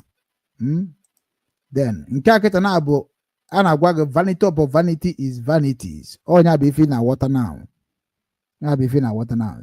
Then unu amarụgonu mgbe ọ na-eje ụlọ ikpe, mgbe ọ na-eje ụlọ ikpe, na ndị a na-ekwu maka ha ebe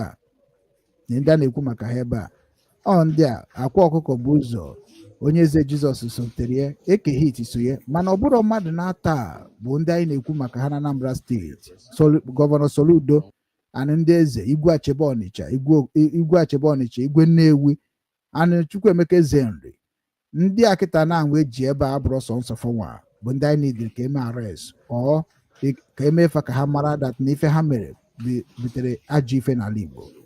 Ọ bụrụ ọsọsọ nwa. These people nọ na Anambra steeti ma Thunder Mighty ma Ezobi na Asaba ma Ọfịa Afụrụ Agụ nọ na Asaba, I think so. ma anụkwa m na ejidego Okongwu dibia ma ndị a niile ma Medium Wiri Ọkaragwụ. These people are the people that misleading Igbo people. Ọha nwabụ na enwere ihe dịka 419. Ọha nwabụ na enwere ihe dịka kidnapping. Ọha nwabụ enwere dat na ndị be anyị kịta na enweghị ozi ike ịgba mbọ ha chadị nọzi into ịtụ ọlụ. Ọ bụ ndị a bụ ndị bunyere ha ike ahụ. Ana ọ bụrụ ncha niile bụ ndị okenye akpọrọ afọ apụtara wee mee ife unu kwesịrị ime ka akpụrụ ndị a niile detain n'efa ka our future children ma na ụdị ihe adịrọ ma na onwe onye ga-arapụ ọzọ maka na ikpe injustice mara ama na ọ ga-abịa after in failed in future. Ana enji wekpu unu na agaghị abụ okenye arụrụ ana na Anambra State. Make sure you people arrested Medium Wiri Ọkaragwụ, arrested Thunder Mighty, arrested nke ha si nọ na security now, that man again, arrested all those people nke gasị ha ndị ahụ niile bụ dibias. Onye ọbụla sị ha bụ dibias na Anambra State must be arrested. Akọwara anyị ife ha na-eme dibia, gịnị ka ha na-eme dibia. Eji mara dibia mgbe gboo bụ mkpọrọgwụ na mkpa akwụkwọ. Go and check it. So Anambra State leaders unu ga-eme ya, and the same thing ka a ga-emekwa n'Enugu State. Mana ihe eji ekwu nke a bụ na nke afọrọ anya nke Enugu State nke onye nke ọzọkwa ekwesịgo kịta na ka echekube ndị ya na ya bụ oyi. From there ewe mara ka a ga-esi wee nkọsịa ndị niile ha na ha na-eme ife, because all ndị a bụ the threat of people like us living in abroad, because ọ bụ ịga anyị na-akpata ka ha ji abụ ọgaranya. And ya chọrọzi udo ọgaranya ahụ, because men nọ na abroad is planning. Ọ bụrụ nwa bụ ndị ọchịchị eti ha ọnụ na ya ihe a ga-eme ihe niile bụ nwanne ọ ga-abụkwa onye gburu susu obi ọkụ.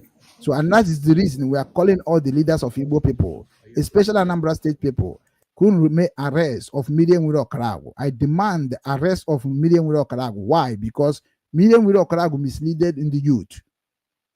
And Medium Wiri Ọkaragwụ ife niile ahụ ọ na-ekwu na social media na ka o si eme onye mere ndị youth anyị ji enwe nsogbu today. Ọ nọghọ na Okeite mana ọ nọ na another thing karịkwara Okeite maka ịkpọ ụmụnna anyị niile je na mmiri, which m ga-ekwukwa okwu nke Medium Wiri last time. Just mbọsị m ga-ekwu okwu nke m ga-ebupụtakwa video like this. So mgbe a ka ha je na ụlọ ebe nga ụlọ court ebe a na-ekpe ikpe, then ị na-anya efu na onye eze Jizọs m ga-ekwukwa maka nke ya, eke hit m ga-ekwu maka nke onye ọbụla m ga-ekwu maka nke m ga-eweta, mana achọrọ m ka m gosi unu ya bụ Akwa Okuko anyị na-ekwu okwu ya ka ndị Anambra State ji wee kpụrụ ya si ya ngwa jee taa afụfụ n'ịbụ onye njọ imere njọ, and afụfụ ị ga-ata bụ afụfụ 2 years, and 2 years ahụ na asị na ọnọgo nke ọ ga-anọ nwanụ of 11 months. Fine and good. Ọ bụ na o mechie niile apụta confess ya, ịma that n'ala Igbo ga-adịkwa mma n'isi ya. Mana ọ bụ na ọ confess ma ndị gọọmenti kpere ikpe ma ndị tụrụ ya mkpụrụ ma nyanwe ụmụ unu niile ga-ata afụfụ. Ihe niile ahụ Akwa Okuko mere ha nwụọ ọnwụ ike, ha gaa n'ụzọ na-adịghị ọma. Ihe niile akpere Akwa Okuko ikpe, ihe niile ahụ bụ ndị Akwa Okuko si n'ezinụlọ ya, ihe niile ahụ unu China ga-ata afụfụ, unu China ga-ata ezigbo afụfụ takarịa Job na afụfụ. Onye ka na-agwa unu onweghị onye dị above law. Whatever and anything ọbụla mmadụ mere n'ụwa kaba na-ahụ meenụ ka ndị mmadụ mara ihe ahụ onye ahụ mere. Ọ bụrụ nke ezinụlọ niile ga-ama ya eme ka mara, because na ihe anyị na-ekwu okwu bụ ọzọ eme na ọ bụ na anyị niile what of otu akịta na irere izira ime Akwa Okuko negudu ụdị ihe ọjọọ Akwa Okuko mechara, then abịazie kpere Akwa Okuko tinye 2 years. Mma ebido nke m immediately release Akwa Okuko, and na-agwa ndị Anambra State niile ọkwa otu a ka o si ebido. Ọ bụghị na nke Akwa Okuko ka o nwego ndị jeguru rekọd dụọ examine exactly what Akwa Okuko mere. Enwere members nwee followers, o nwego ndị mere examine otu akịta na anwụ isi wee mee nke Akwa Okuko ka ihe esikwa mee nke ọ bụrụgo the law of Anambra State. So o nwego ndị ga-emekwu ya in future wee gwa gị sị gị judge this person like you judge Akwa Okuko. Onye mere ịbịazie na ihe gbasara Nnamdi Kanu, the people bụ the enemy of Biafra struggle, judging Nnamdi Kanu as a judge Sonu Igbohu, judging Nnamdi Kanu as a judge Boko Haram leader, judge ndị a bụ the enemy of Biafra struggle. Because iman ji Nnamdi Kanu judge ya with onye na-anaghị eme ihe Nnamdi Kanu na-eme, mana ọ duto na ọ similar ewerezi ọ dịzi ka okwu ijezi na public na-afụzi anatụghere Nnamdi Kanu mission with Boko Haram mission, which is never be the same. Na-atụghere Nnamdi Kanu mission with na-atụghere ESN with let me not point ESN amamihe ha mere. So nọ na-adị mma mmadụ mee ife ọjọọ n'obodo pụta kwuo na onye mere ihe ọjọọ, because anyị niile emebi ihe ọjọọ, you will not stand. Anyị niile emebi ihe ọjọọ gọọmenti na-akwado, we will not stand. Somebody like me mmadụ n'obodo oyibo na obere m tụrụ anya ka na-afụ mplan na mmiri na ndị otu m anyị plan chi na-abata nwanne onye ọbụla agbaba ọsọ maka na mbata nke m na ọ bụ na ndị gọọmenti etinye ọrụ kwụsịcha ndị a niile bụ ndị na-eterete awa life n'obodo oyibo sa anyị natara n'ala Igbo come down ala Igbo come down ala Igbo ọ bụrụ na emeghe ndị anyị na-arest ama na unu cha niile bụ ofu and that is part of the reason ji wee sị na ọ bụ na Simon bụ onye ghọtara the mission of ụmụ Biafra by this time no governor will be alive. No one single governor will be alive in Igbo land. Because if you want to form any force, you can form any force with mission. Or you form a force, you wouldn't name him as you know. Onya Merinja Gwande Ban say that now Obu na incheni na to condemn more evil. Evil will consume all of us. Anoga bunukute abomination to the lineage of Igbo people. In echekwa that na na-ekwu nege just na-ekpu maya konyoshi. You are going to be seeing it like this. Ndị Yoruba they go history about Akwa Okuko tiwaraka. Grown also all ritualists. So in 10 years today, I cannot a ritualist country, a ritualist children, a ritualist lineage. The same thing can get up. So whether no umugano obodo Igbo, whether umugano Igbo, ndocha get refer that they know your people as a ritualist. Why? So that you are in a race of you are in a country of ritualists. Enough mugana no because now a ritualist race. So what can go money petara na condemn ya ka isa condemn na ekwe ka na ewetekwe nke eji we na emegi back here up na obu na ekwu di ya so that na ya anyi nwa bụ Obinwanne Media, Obinwanne Foundation, Obinwanne Igbo, we never supported any single thing Akwa Okuko mere from beginning to the end. Only thing I support bụ na ọ na-ekwu okwu omenala Igbo, that is it. Mana mgbe m dị afụ na ihe ọ na-eme adịghị pure mkpụrụ onwe m mgbe m na-ebupụta na ihu akwụkwọ bụ mgbe m che na ọ na-eme ihe pure.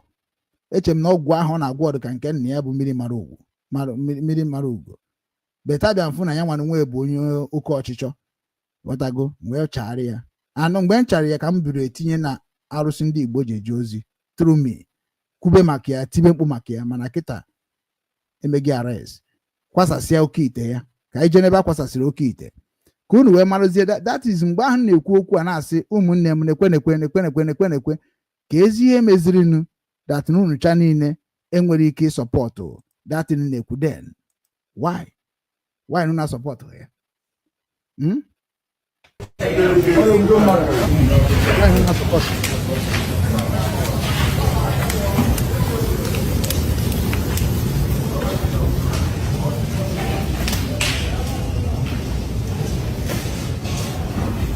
ya bụ Akwa Okuko ya bụ Okeite binyere Akwa Okuko ego niile ahụ eji ọrụ Golden Hotel mansion Okeite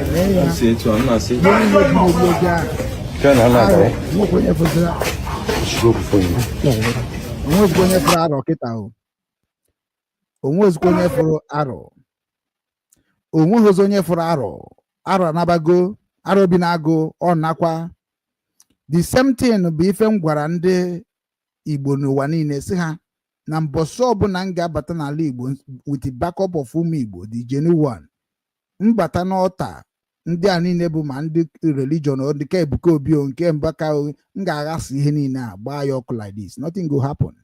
Okay man, ihe niile bụ fetish, all of them fetish. Ihe tie mụ ekwu isi n'aja.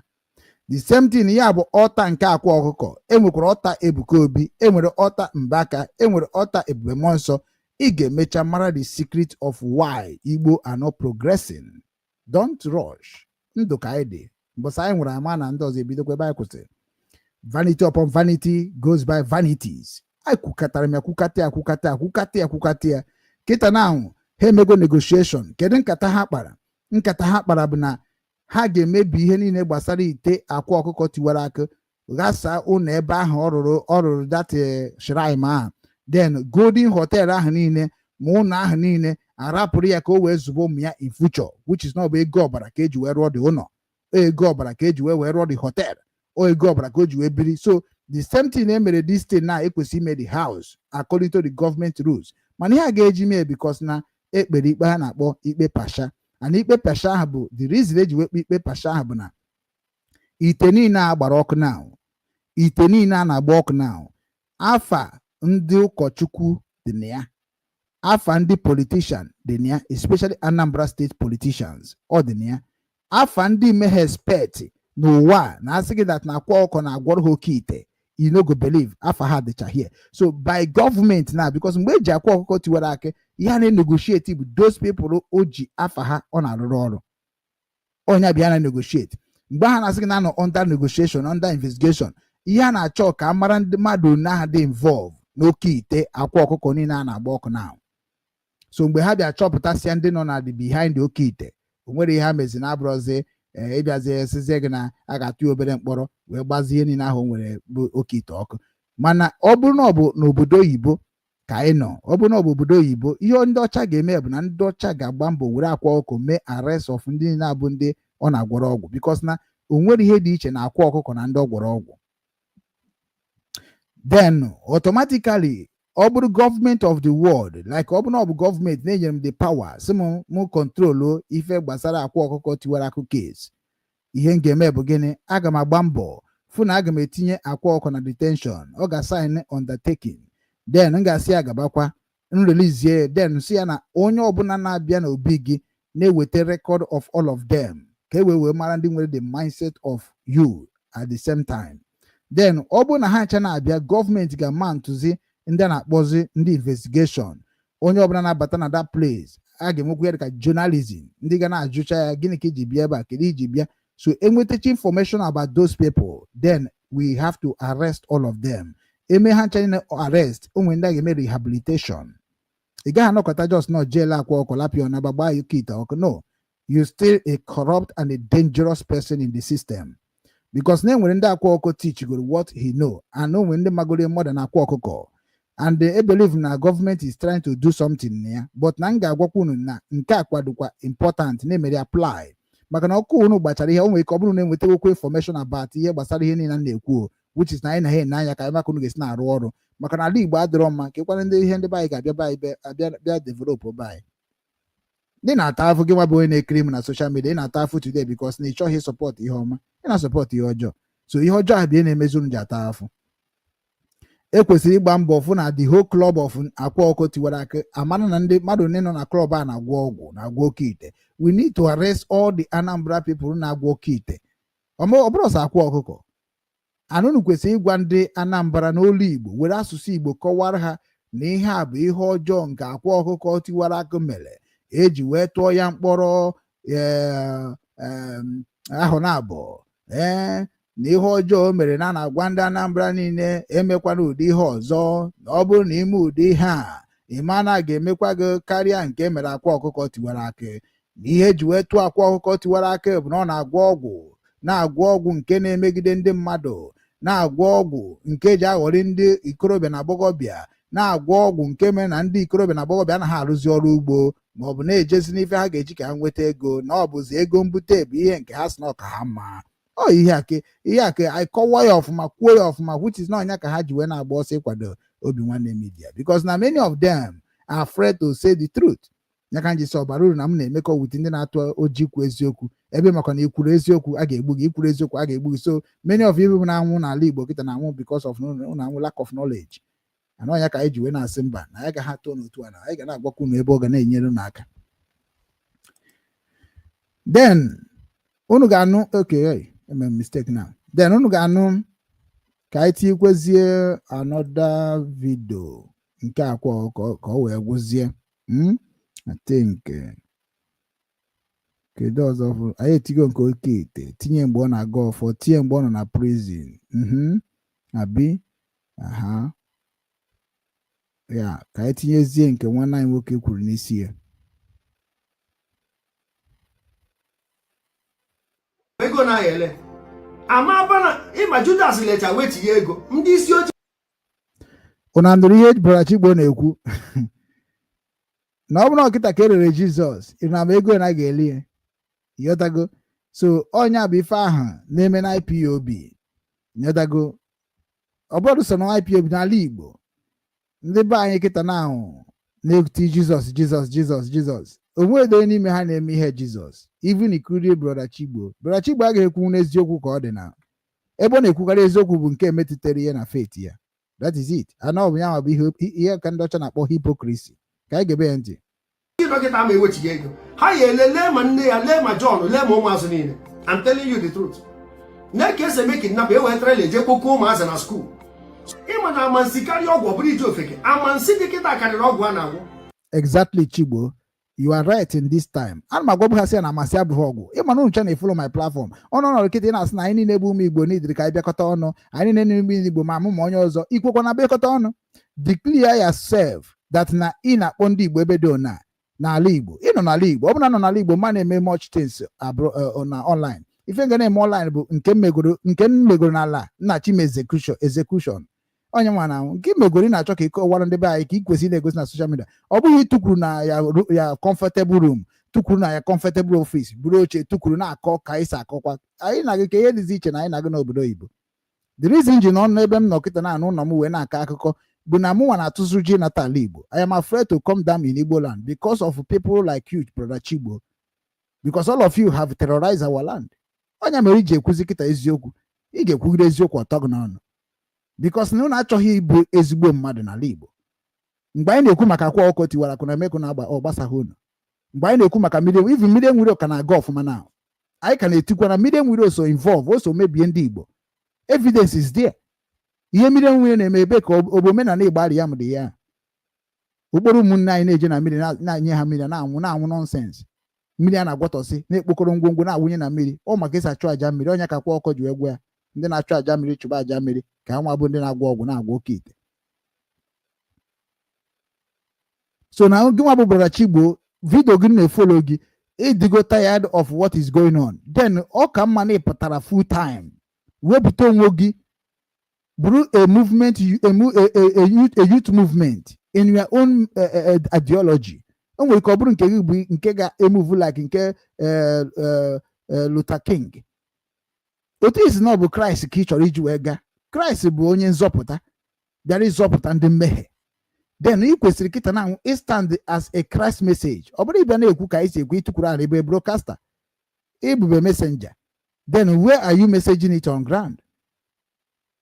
Ịghọtago ụka gaghị imepere, start from there, make a move. Ifu na ndị dị ka ya support bago ọ kwefuru nke Odumeje na-eme ọnọkọtọ atịa ka onye nwụrụ mmanya, ọnọkọtọ atịa ka onye ma ihe, ọnọkọtọ atịa ka onye na-aghọta ihe anyị na-ekwu. Anọ anyị nwa na-epushi ya na-epushikwa gị nwa maka na ka ị na-eme ka ị na-ege anyị ntị ka ị na-ege anyị ntị ka ị na-afụkwa ebe ị na-eme amendment. So we are pushing all of you to do the needful.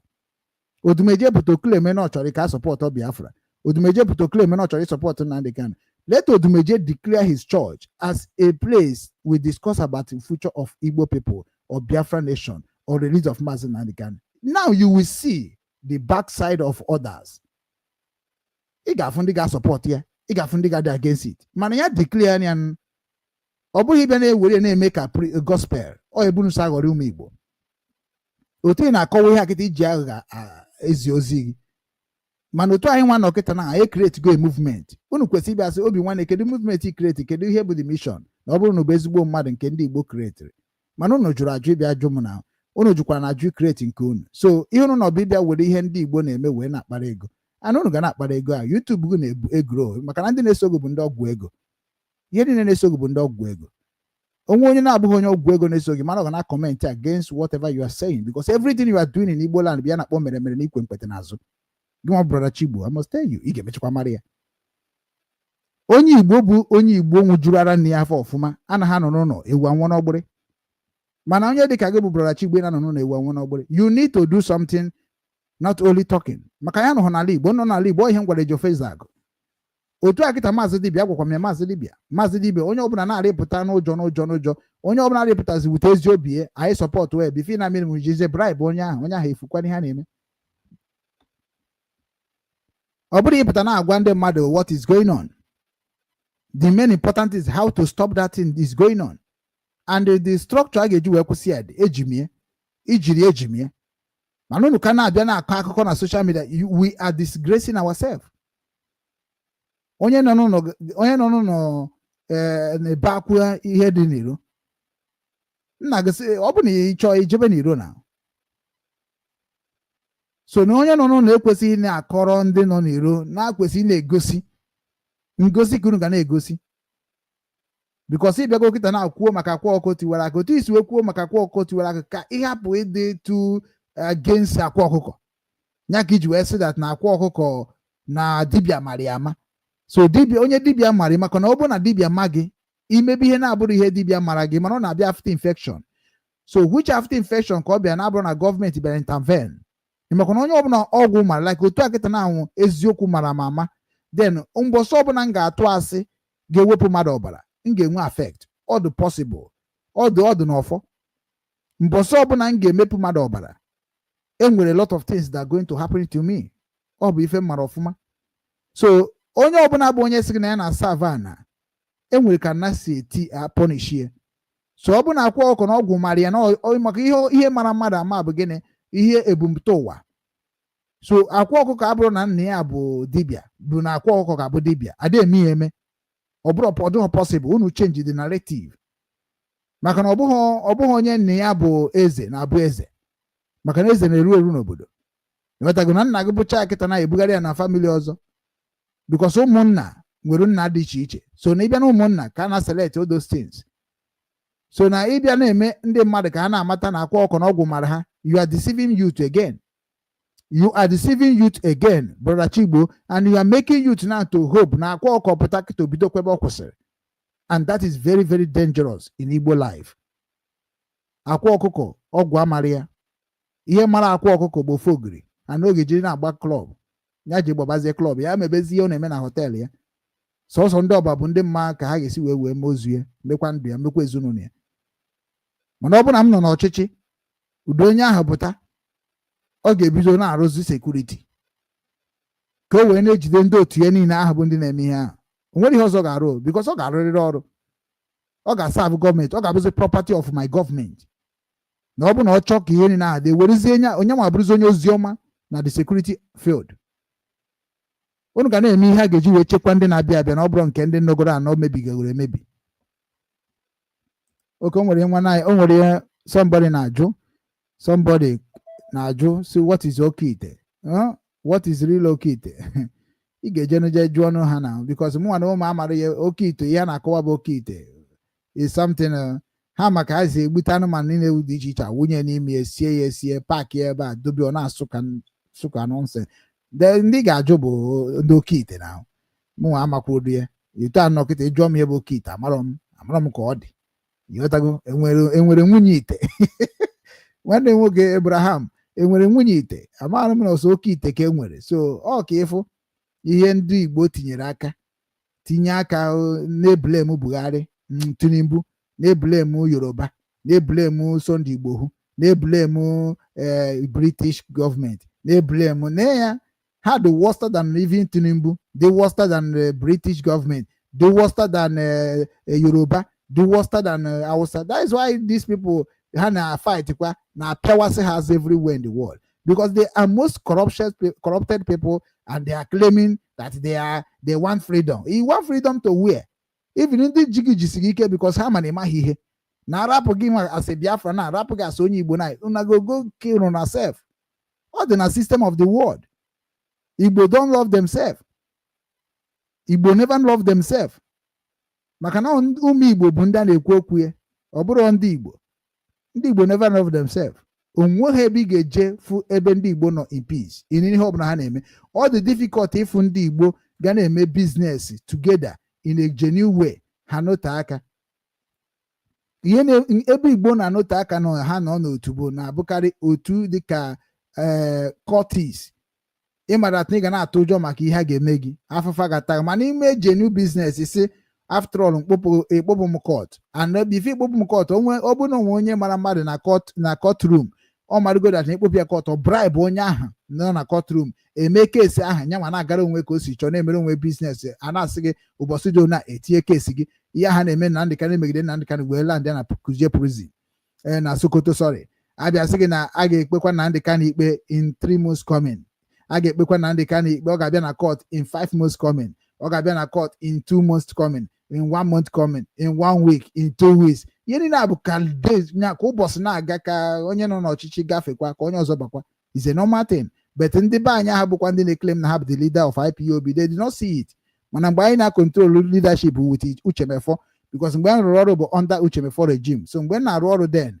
automatically anyị amaghị ihe anyị ga-eme Nigeria ekwetara na-eme ịghọtago onye mere ndị dịka Ejiofor ndị dịka Ifeanyi Ejiofor ha bụ ndị kwesịrị na-eru uru Biafra today but ha ma bụ ya bịazi sabotage ya Biafra struggle ifuge so and ha ga-emechata afọ ya confession ha ga-emecha pụta very soon because I am the first person na-ebuzi eme ha attack ya cheke because abụ m ihe dị na IPOB more than Ifeanyi Ejiofor more than ọzọ kedu na-akpọ ya kedu nke onye ori ahụ si na ya bụ San nke si na ya bụ San ihe ndị anyị na-ebu criminal in Nigeria all the ozokon ha ncha niile onweghị lawyer nọ na Nigeria oles ọ bụ nke a mụrụ taa almost all lawyer in Nigeria is a criminal. They are the one mere na ala Igbo adịrọ mana they are the one mere na Nigeria adịrọ ha na bribe too much. They can never go against of the same constitution of Nigeria. So nya abụrụ ya so Brother Chigbo igwecha onye isi ife niile ma agwa ya ka ya na nwunye ya esi eje were ana n'ime ụlọ ụzọ ihe ịtọ ka a na-emeji ọ na-ahụrụ ya ahụ esie ya esie ọ na-esiri ya esi eghe ya eghe enwere the rise and fall of Edina Nog enwere the rise and fall of ara nwaanyị Asaba mma akpọzi nke the rise and fall of Okeite maka Akwa Okuko dibịa mara ya ama blood is dibịa mara ya ma ihe unu ji adị ya eme nnọọ dị nnọọ ka safety sie na ikwuchago ọkwefu ndị ọkpọchara afa kpọọ ha afa ndị dịka Edina Nog nwezi nwaanyị Asaba ihe niile a bụkwa ndị mụtakwara ha bụ ndị ahụ mụtara Akwa Okuko ndị ahụ mụtara Okeite ndị ahụ mụtara kidnapping ndị ahụ mụtara izu ori ndị ahụ mụtara igbu mmadụ ndị ahụ mụtara politics. So they are everywhere in Igbo land. If you destroy this side is still wait for you. Like you destroy your Okeite nwunye ite na-eche this side. So before you nweta Igbo nya bụ ndị Igbo before ime ka ndị Igbo mewekwa ka ụmụ Igbo before ime ka ndị Igbo mewekwa ka ụmụ Igbo ịmana ogeri isi ọtụtụ isi mmadụ ọ bụ na ọ dị ihe ọtụtụ isi mmadụ ịmana ga-enwe ihe na-akpọ deadly agreement nke bụ na onye ọbụla bụ onye Igbo nọ n'ụwa niile na that agreement is upon you ọ na ihe a ga-akpọ ya bụ impose agreement before ala Igbo adị mma onye menja sị ya na Biafra can never come. Biafra can never take over. Yeah, Biafra government can never take over Igbo land without Igbo people to come together and agree in one thing. Biafra government is Igbo people because onwere ihe ma na ahafo inanya ndị na-ekwukarị ekwu Biafra ọ ndị Igbo. So onye ha nwa bụ ndị Igbo ahụ bịakwa na-achọ ka ha werekwa mindset ha ji wee mebie Nigeria bịa mebie Biafra ifuge so onye mere ndị dịka anyị ji si ha mba na Biafra na ha emego Biafra bụrụzie ihe ọjọọ and ị ka na-eche na ị ka na-eso Biafra struggle in that way you are thinking you are making a big mistake because before Biafra return kwa to the good name a man that na ga-ebido from Wazirike wee jube ese ifuge mana kịta onye ọbụla na-eso ihe gbasara Biafra kịta na ọnọdụ ka onye na-egbu karịa ya because Biafra amaghị onye ọbụla ma ihe dị na Biafra now. You need to bịa na asị na join the Biafra struggle and my join. You need to join. Just create any society you like and use it and make what you want. Because na Biafra government can never ever control Igbo people. If you get all the Igbo ga control the Biafra government. Oh na-agwa every day. Every day. So Igbo people can never Igbo people can never allow. And ndị Igbo na-agwakwa gị agaghị emekwa allow. Ha ga-emenwukwa allow. Ndị Igbo na-agwakwa gị agaghị eme allow. Ka ọnọdụ mgbe a na-eti mgbu Biafra Akwa Okuko ha na ha anụ ya mmiri enwere ọkara agwa na ha anụ ya ọfịa Afra ga na ha anụ maka Biafra na-ekwu okwu Eze Obi na Asaba anụ maka Biafra na-ekwu okwu so Nnamdi Kanu sọsọ ihe ha laikere bụ ịkpọ Nnamdi Kanu afa sị Nnamdi Kanu na-eme ọfụma ndị a bụ ndị sị gị na Biafra will never come ha kwuru enwuo iyi ha nwụrụ iyi na ọma mbịa maka Biafra bịa ihe niile ha na-eme anarie ifuge and gị nwa bụzi ndị otu ha ndị ajọ mmadụ ndị na-ekpu anya ka ndị oshi ịbịakwa na my platform ikpuchekwa anyị na ọnụnwa bụ ndị ọjọọ Igbo ji wee biri and onwere ka ala Igbo dịkwa mma ọzọ na-abụrụ na onye ọbụla bịara mee gịnị chegharịa because na ị na-eme na ụdịrị ga-esi na azụ ụlọ wee mee ka Igbo dị mma ị na-egbu onwe gị oge ọtụtụ ga na-ana n'iyi kwuo okwu ka ala Igbo si wee dị na mbụ werekwa the same way ala Igbo si dị na mbụ gaba onwezi nke na-adịrọ m ewepụ ya mana ọ bụrụ ime impose ọkwa he the same people mere Nigeria na-ekwu okwu Biafra the same people na-ekwu okwu Biafra bụ ndị na-emebi Igbo so kedu how can you resolve what you know how to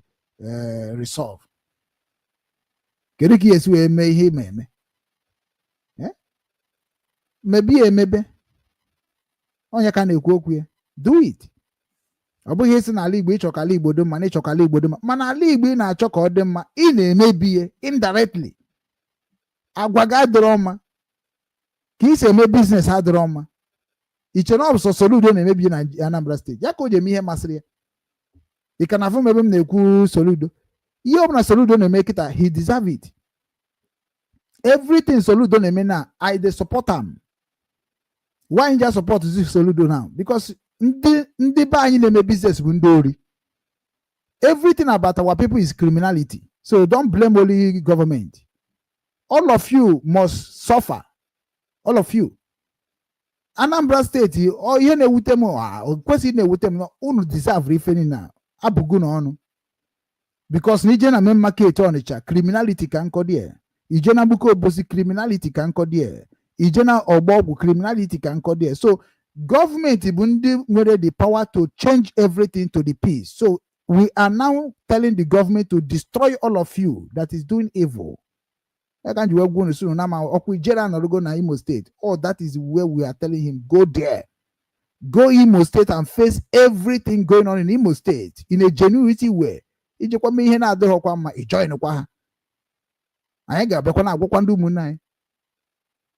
Na onye ọbụla bụ onye nọ n'obodo oyibo na-akwado ihe na-eme n'ala Igbo nke ọjọọ ya ị ga-emechakwa ta afụfụ ya igostisiam because agwa m this year mgbe na-emepe afọ ọfụrụ Jenụwarị agwa m na ọ bụrụ na eme ajọ ihe na support ESN na support Biafra Liberation Army in a bad way remove your land remove your hand there amagwunye pụọ na that place ka ọ bụrụ nke mere na last year ka ị na-agwa na mgbe mmadụ dị na ndị a na-eme ihe dị ona because information e nyere m last year na ji pull Obinwannem Igbo news YouTube all because information on that YouTube channel ihe niile gbasara Biafra Liberation Army ihe niile gbasara POB ihe niile a lot of things is there a lot of information dị there he nwere anything ọ na ha ga-eme na abụrụ ijije report ya ka akụchie ya mana ihe niile ahụ dị m n'isi na so okwu ka m ga na-ekwu nwere ihe ọzọ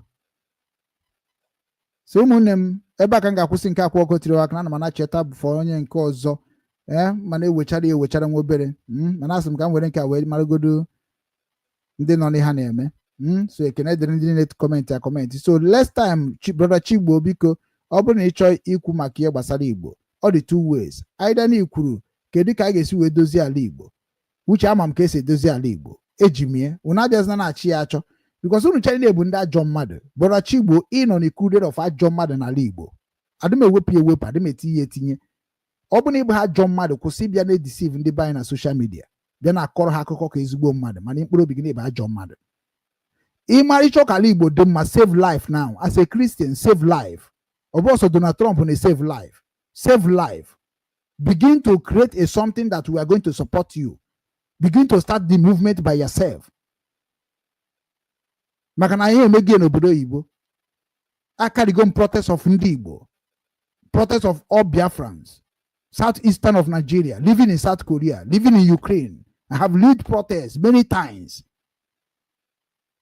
I have reported the case of Nigeria government in many embassies of the world.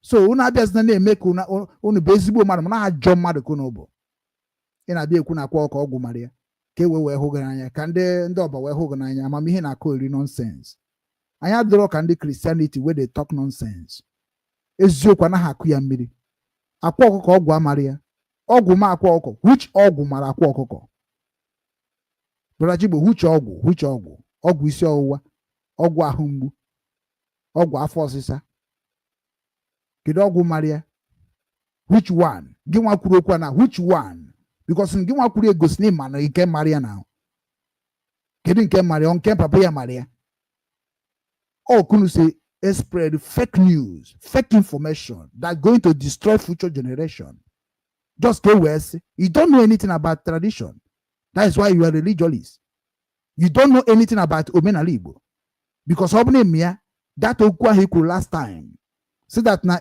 obuna ndị Christian aga hakwụsị nonsense ha na-emeri n'ala Igbo that you are going back to the root and carry off on nagi. That statement shows that you are evil and you're a bad human being. You know the truth, but you are running away to say the truth, and you will suffer for that truth. When I begin to talk to Akwa Okuko, meeting with all those people, they think I'm joking. Man, the important personnel in government, in a traditionalist, they are listening to me. Because now, when you see evil, condemn it into two. Do not give it any reserve. Because now, so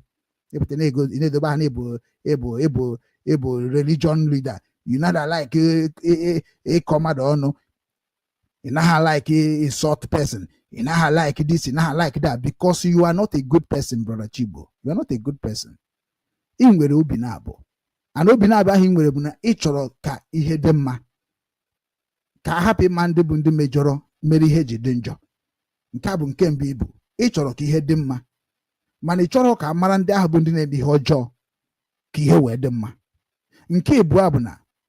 Gịnwa nọ n'ime ihe ọjọọ na-achọ ka arapụ mma nke ọjọọ na-eme wee na-akụzitiri ndị na-eme ihe ọjọọ ka ha chigharịa. How can it be possible, brother Chibu? How can it be possible? You are a sinner and preaching a sinner to repent.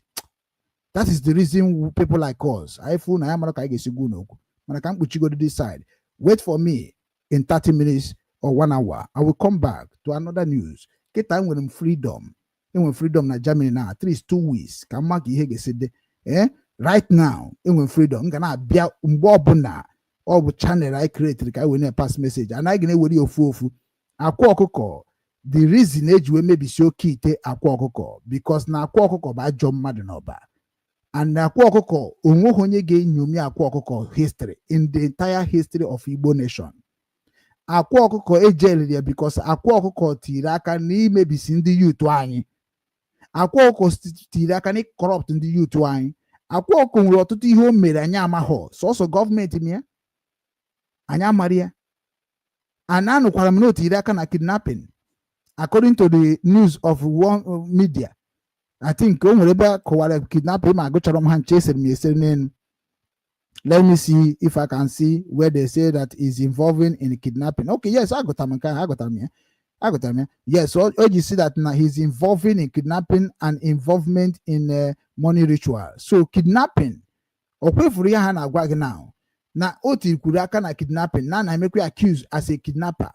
So now kendo kidnapper, kendo burumbo kidnapper ha, kende dendo, kende ya na kidnap.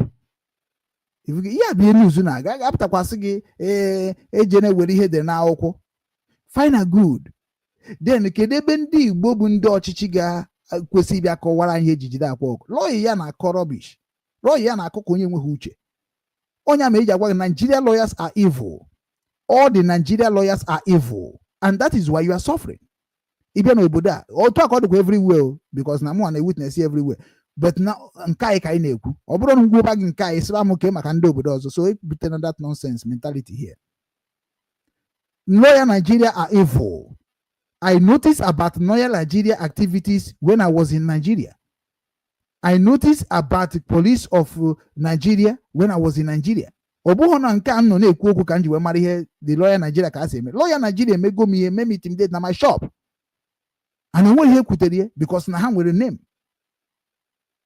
So lawyer kita kpere Akwa Okuko ikpe as jụrụ ya gede ihe ji wee tụọ ya mkpọrọ kedụkwana ọ sị na ihe niile abụgo agreement. That means the agreement abụgo government and the criminals.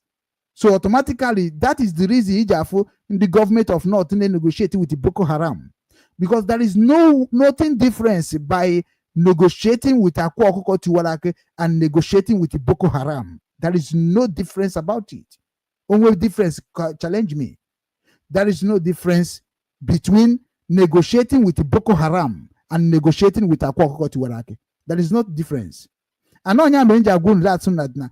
Enjoy the government in a creative career, enjoy individual a creative, because government is entitled to stop enjoy.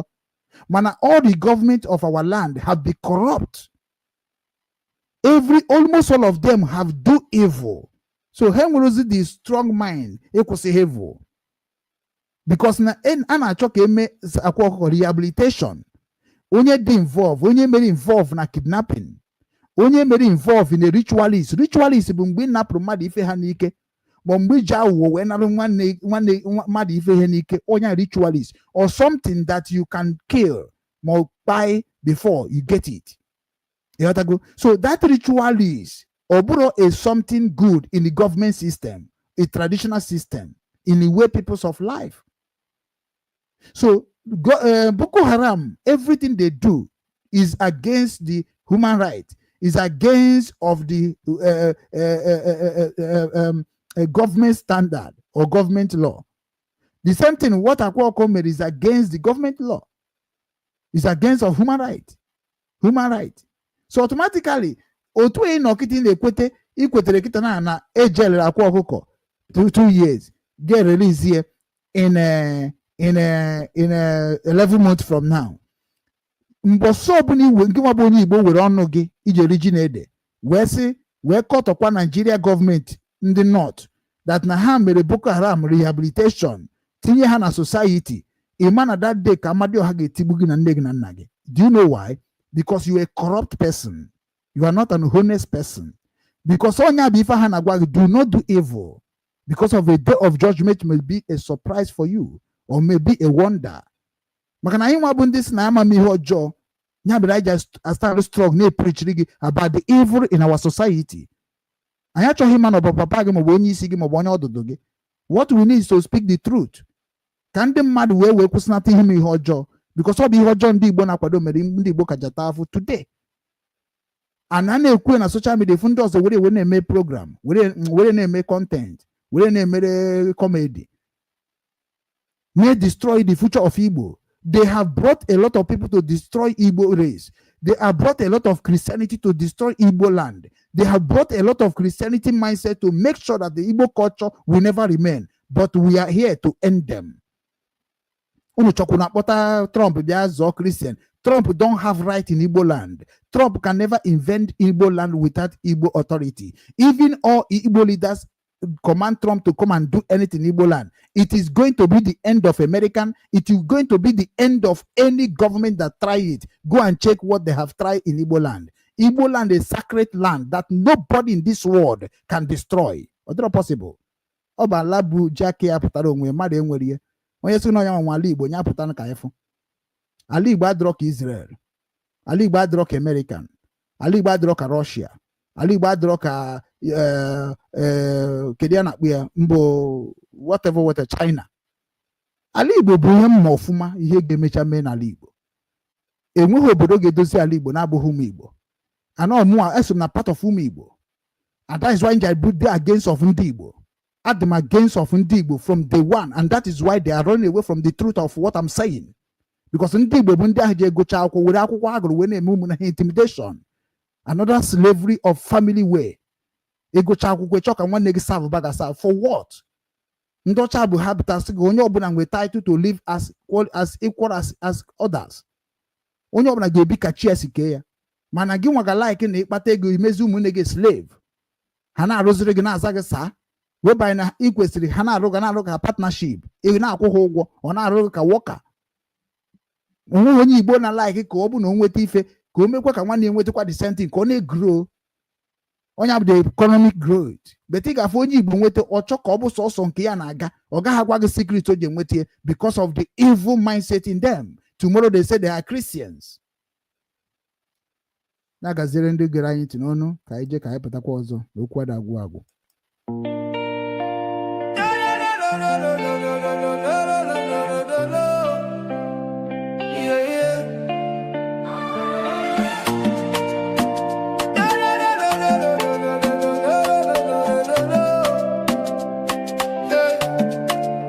From the streets of Hamburg, across the deep blue sea, a message for the children, for you and for me. Obinwannem is calling. Can you hear the sound? The roots of our fathers are being found. We know they forget where we come from. The strength of a lion, the beat of the drum. One heart, Obinwannem united we achieve. Restoring the culture, that's what we believe. From the Ordinala to the Azusu we speak, lifting the fallen, helping the weak. Obinwannem worldwide, the movement is here. Igbo global, raise your head high, raise your head high. Our men will never, ever die, ever die. It's more than a page, it's a spiritual home. No matter how far in this world you roam, we're bringing back the wisdom, the tradition, the grace, putting the smile back on the Igbo face.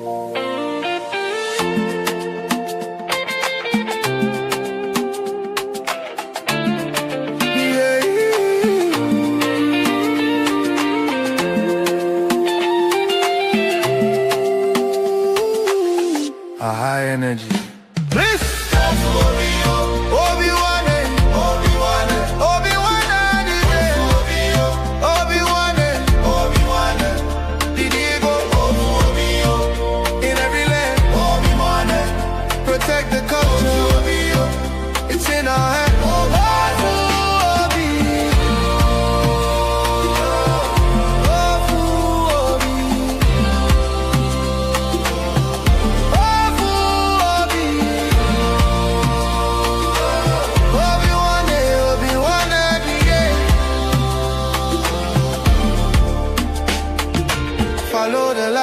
Follow the way, Obinwannem is leading the day. Keep the fire burning, keep the language strong. This is where we all belong. Again, you phase out with a final celebration.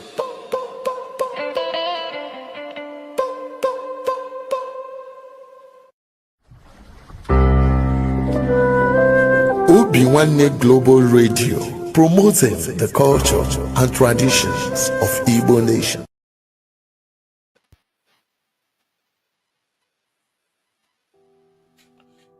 I am the Managing Director of OWIX and OBIX Nigerian Limited. For years, I have worked hard to secure a $64 million international contract. A deal that would have changed not just my life, but created opportunities for many Nigerians.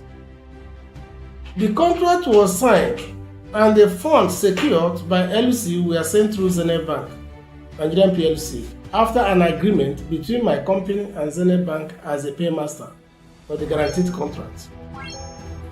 But shortly after the secured funds arrived, the unexpected happened. The bank began to make new financial demands that were never part of our original agreement. When I refused to grant those demands, everything changed. The contract, which had a strict liability clause, was suddenly terminated by breach of LLC confirmation by Zenith Bank after receiving payments which it deducted from the company account. It refused to confirm, and funds belonging to the company, which was entrusted to the bank, suddenly disappeared, unaccounted for, and years of effort collapsed overnight, automatically activating the liability clause of the contract. I have reached out privately for resolution. I have contacted lawyers, human rights advocates, and even the authorities, but no one has been willing to take this matter seriously. So I am speaking out today, not just for myself, but for every Nigerian who has ever been silenced by a systematic justice system, by powerful institutions, where all they wanted was fairness and justice. I don't seek pity, I seek accountability. I believe that the truth deserves to be heard, and I'll continue to speak up until justice is done. In a series of upcoming videos, I will present clear and undeniable evidence of what transpired.